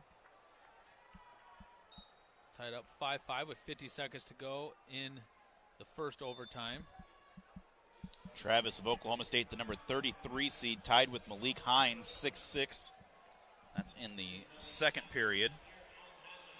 149 pounds. Malik Hines, the number 25 seed. So the 25 or the 33 will wrestle the 12 in the round of 12.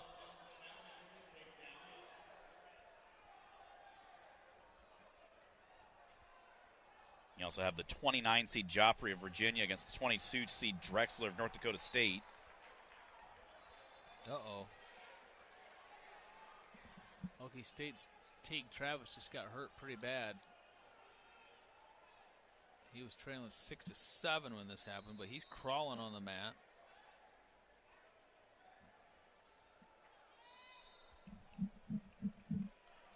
Noto and Shaver over there, done at the first regulation overtime, so they're going to take it to the mat, where Noto's going to go down to start with.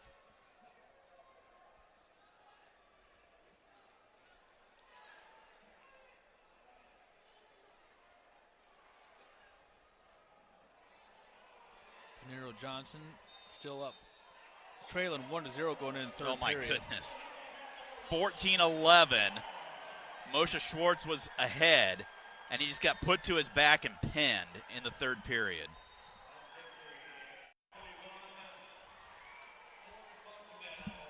Downey of UNI, 0-0 with Swisher of Penn at the end of the first period.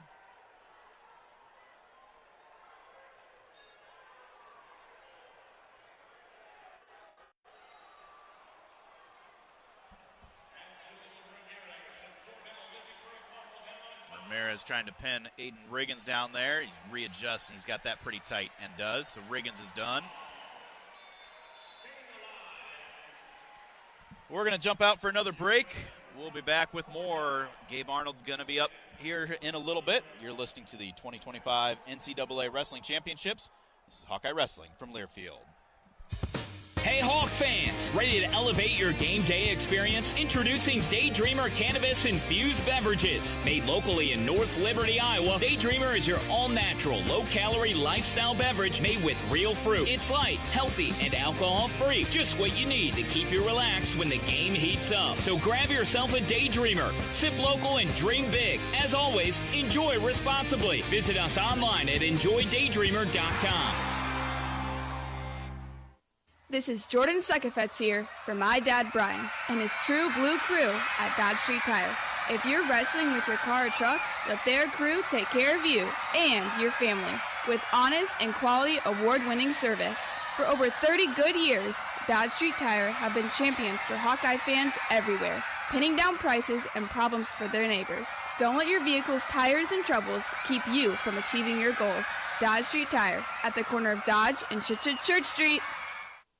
You might think Iowa grows corn, but the truth is, corn grows Iowa. Corn can even fuel your drive to watch the Hawkeyes play when you choose Unleaded 88. It's a fuel that's cheaper, cleaner, and greener. Plus, it's homegrown, making Unleaded 88 the clear choice at the pump and totally worth the hype. So as you head to cheer on the Hawkeyes this season, don't just fuel up. Pump it up with Unleaded 88. Find Unleaded 88 at a station near you. Go to iowacorn.org/88. Hello, Iowa. Here's a promise. Wherever you are in this great state, University of Iowa Healthcare is here for you, even if you never walk through our doors. Educating, caring, leading research, sharing our expertise with all. Because we believe that UI Healthcare is here to make all of Iowa better. UI Healthcare, changing medicine, changing lives. Visit uihealthcare.org.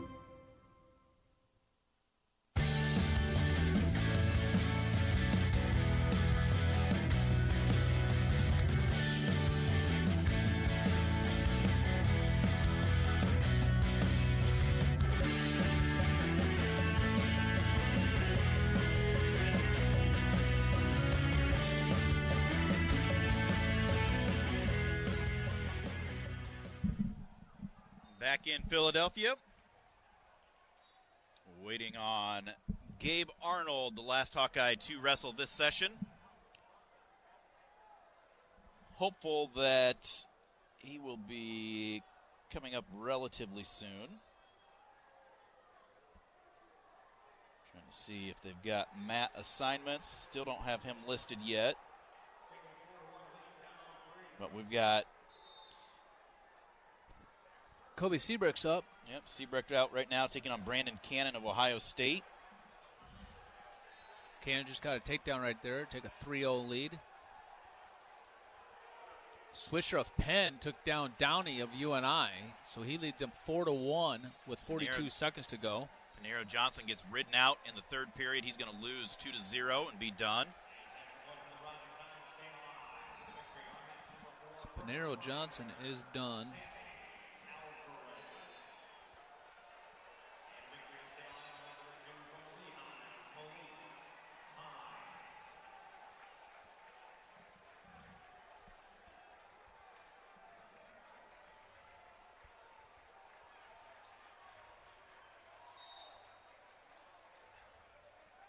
Jack Thompson of UNI out on the mat now, on mat number 4. He's just coming up. Cannon still in control of Seabreck, about ready to get some near fall points. Seabreck trying to put Cannon to his back, but it rolls out of there. Did he get near falls there? Nope. 1 point escape Seabreck, so that makes it 3-1.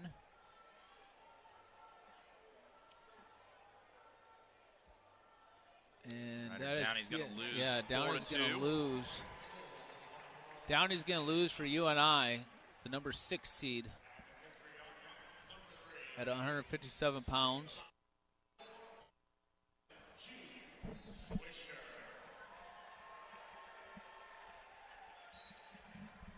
Mat number 4, Scholes of Illinois against Jack Thompson of UNI. Did you see if Cannon Webster won?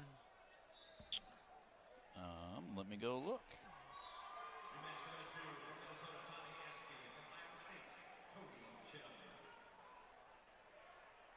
Well, he lost in the quarters. Oh, he did? Yeah, he was in the quarterfinals and got beat. I didn't realize that. Got beat by Lovett 12-0. Oh, that's who Lovett wrestled, yeah.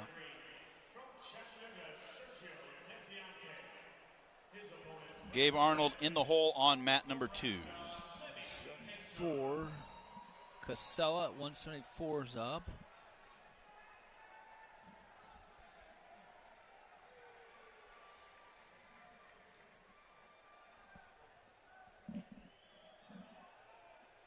Seabrecht trailing 8-1 now. They just got a reversal. Yeah, 10-3 now. Man, there's a lot of wild and crazy matches out there.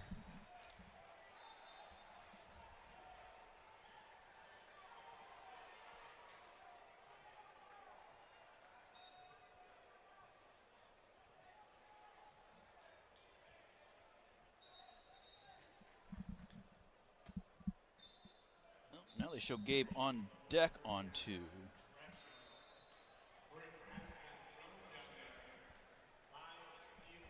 Chittum of Iowa State wrestling Askey of Minnesota. It's on mat, excuse me, on mat 2, 157 pounds.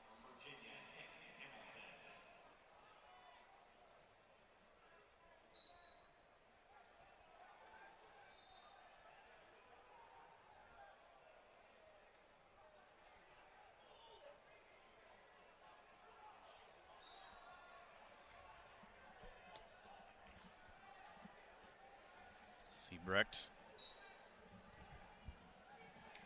down 12-3 now on mat 1.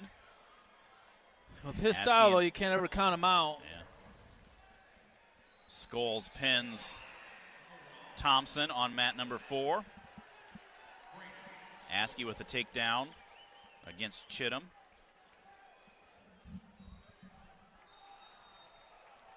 Did Frost win or lose? Wasn't one of them in the wrestlebacks? Trying to think if he lost. He's the one that beat Bailey.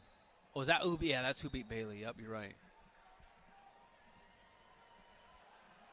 So Scholes of Illinois stays alive and moves on. So the UNI lost Jack Thompson as well. UNI's losing some guys. Again, updated team standings right now. We'll go 10 through 1. Michigan's in 10th with 27.5. Cornell 9th with 29.5. Illinois 8th with 30.5. Ohio State in 7th with 34. UNI 5th with 37. Iowa in 4th with 42. Oklahoma State in 3rd with 63. Nebraska 2nd with 63.5. Penn State in 1st with 90.5.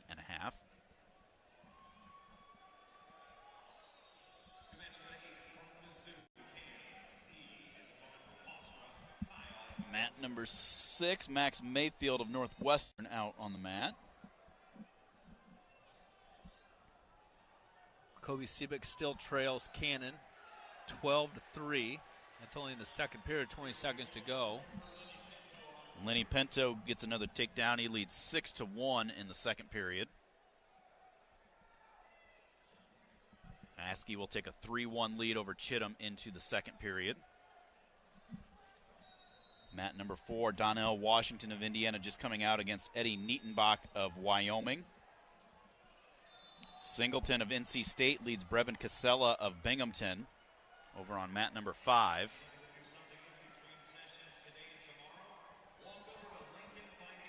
Singleton, the number 14 seed, leading the 6th seed Casella.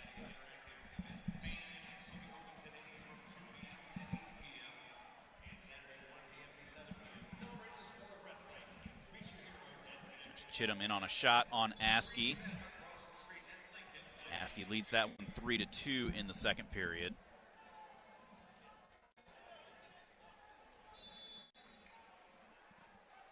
Askey turns in. They roll through. Out of bounds. Head back to the center.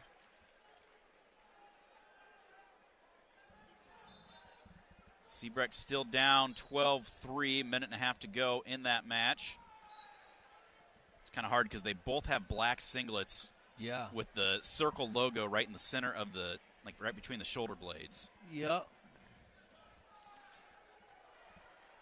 And they both have similar body styles, similar hair color. Seabrecht actually in the down position right now. See, for the longest time I thought he was riding still, but trying to find his way out for an escape, which would make it 12-4 with a minute to go. Chittum still trailing right now in the second period of his match with 1 minute to go to Askey, 3-2. Ooh, Pinto gets put to his back. Did they give him any near falls? No. Good challenge. Chattanooga's going to challenge that, thinking there should have been some swipes. It was close, but I thought there might have been 2 there.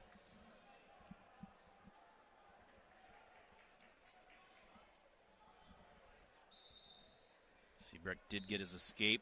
Now he's draped over the back. Trying to scramble with Cannon. It looks like Kobe Seabrecht going to come up 1 match short of the round of 12. 11 seconds left. Down by 9. Askey and Chittum head to the third period. Kobe Seabrecht did get a little slide by, and then they put a cement mixer on Cannon. Almost got it at the very end. Ran out of time. Loses 12-7.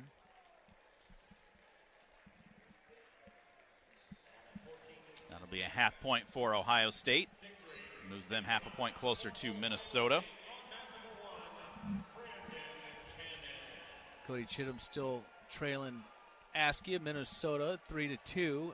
Askey starts in the down position to start the third period. Missouri just got a fall over on mat 8, it looks like. Cam Steed. 165 pounds.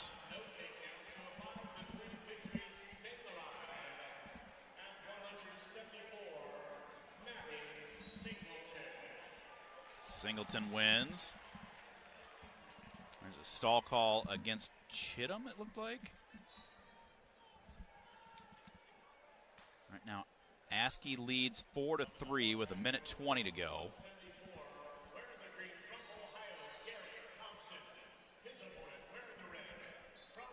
Mat number 1 just getting underway. Let me get my track updated.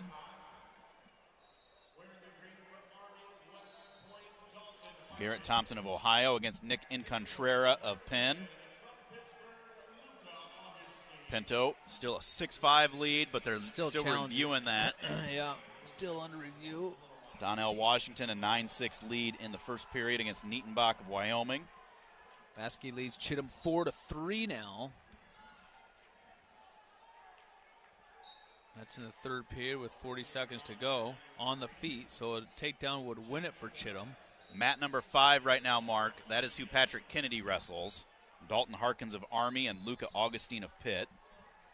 15 seed and 25 seed. Mat number 6, Mayfield, a 1-0 lead over Hamilton of Virginia. Mat number 7, third period, Drexler of North Dakota State, 6-4 lead over Jack Joffrey of Virginia. And that'll be a good one on mat number 8. Trey Munoz of Oregon State, Stephen Little of Little Rock. Pinto is ahead 8-5 now. Askey will hang on and get the win. So Iowa State loses another one. Cody Chittum out of the tournament. Loses 4-3. So they've just lost Chittum and Panero Johnson and Riggins. I just looked down. It's 16-4 now. Donnell Washington with the lead. Yeah, he's having a good tournament right now. About ready to finish it off. 19-4 Tech fall in the first period. Comes Gabe Arnold. Mat number 2. Gabe taking on number 14 seeded DJ Parker of Oklahoma. Junior out of Moline, Illinois. Went to North Dakota State and then transferred down to Oklahoma. Followed Roger Kish from NDSU down to Norman.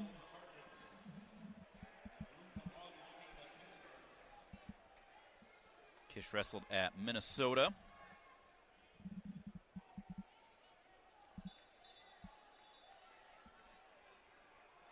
All right, Gabe, let's got to keep it rolling here, man. DJ Parker of Oklahoma, the number 14 seed. Gabe, the 11. Parker with a major 10-0 over Nietenbach before getting majored by McAnally. And then Parker dropped down. Got a win over the 29 seed Mulhauser of Princeton. How's that? The referee looked like there was a little blood and nobody was around, so he runs out and grabs the spray and comes out and wipes it off himself. Parker right off the whistle drops down and swipes at the leg.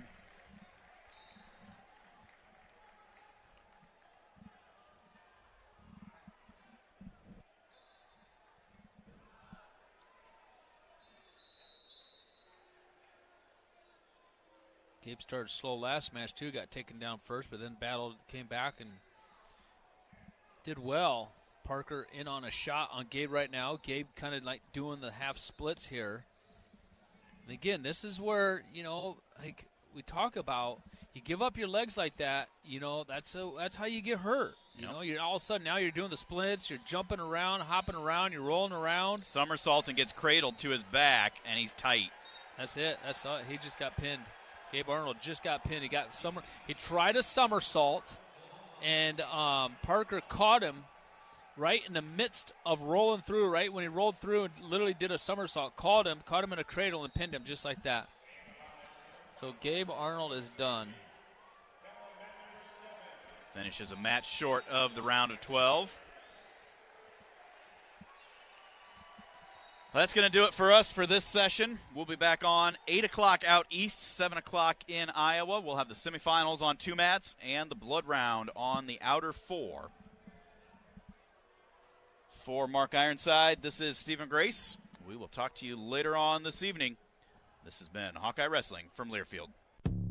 Iowa Hawkeye Wrestling has been brought to you by Hy-Vee. Score big savings with a Hy-Vee Perks membership. Iowa Lottery. Be a VIP with the Iowa Lottery. Visit ialottery.com for details. University of Iowa Healthcare. Changing medicine, changing lives. Wimmer's Meats, the official hot dog of the Hawkeyes. Also brought to you by Riverside Casino and Golf Resort, home of the Draft Day Sports Lounge, just minutes south of Iowa City. And by U.S. Bank, proud to sponsor the Iowa Hawkeyes. Equal housing lender, member FDIC. The preceding has been a Learfield presentation on the Hawkeye Sports Network.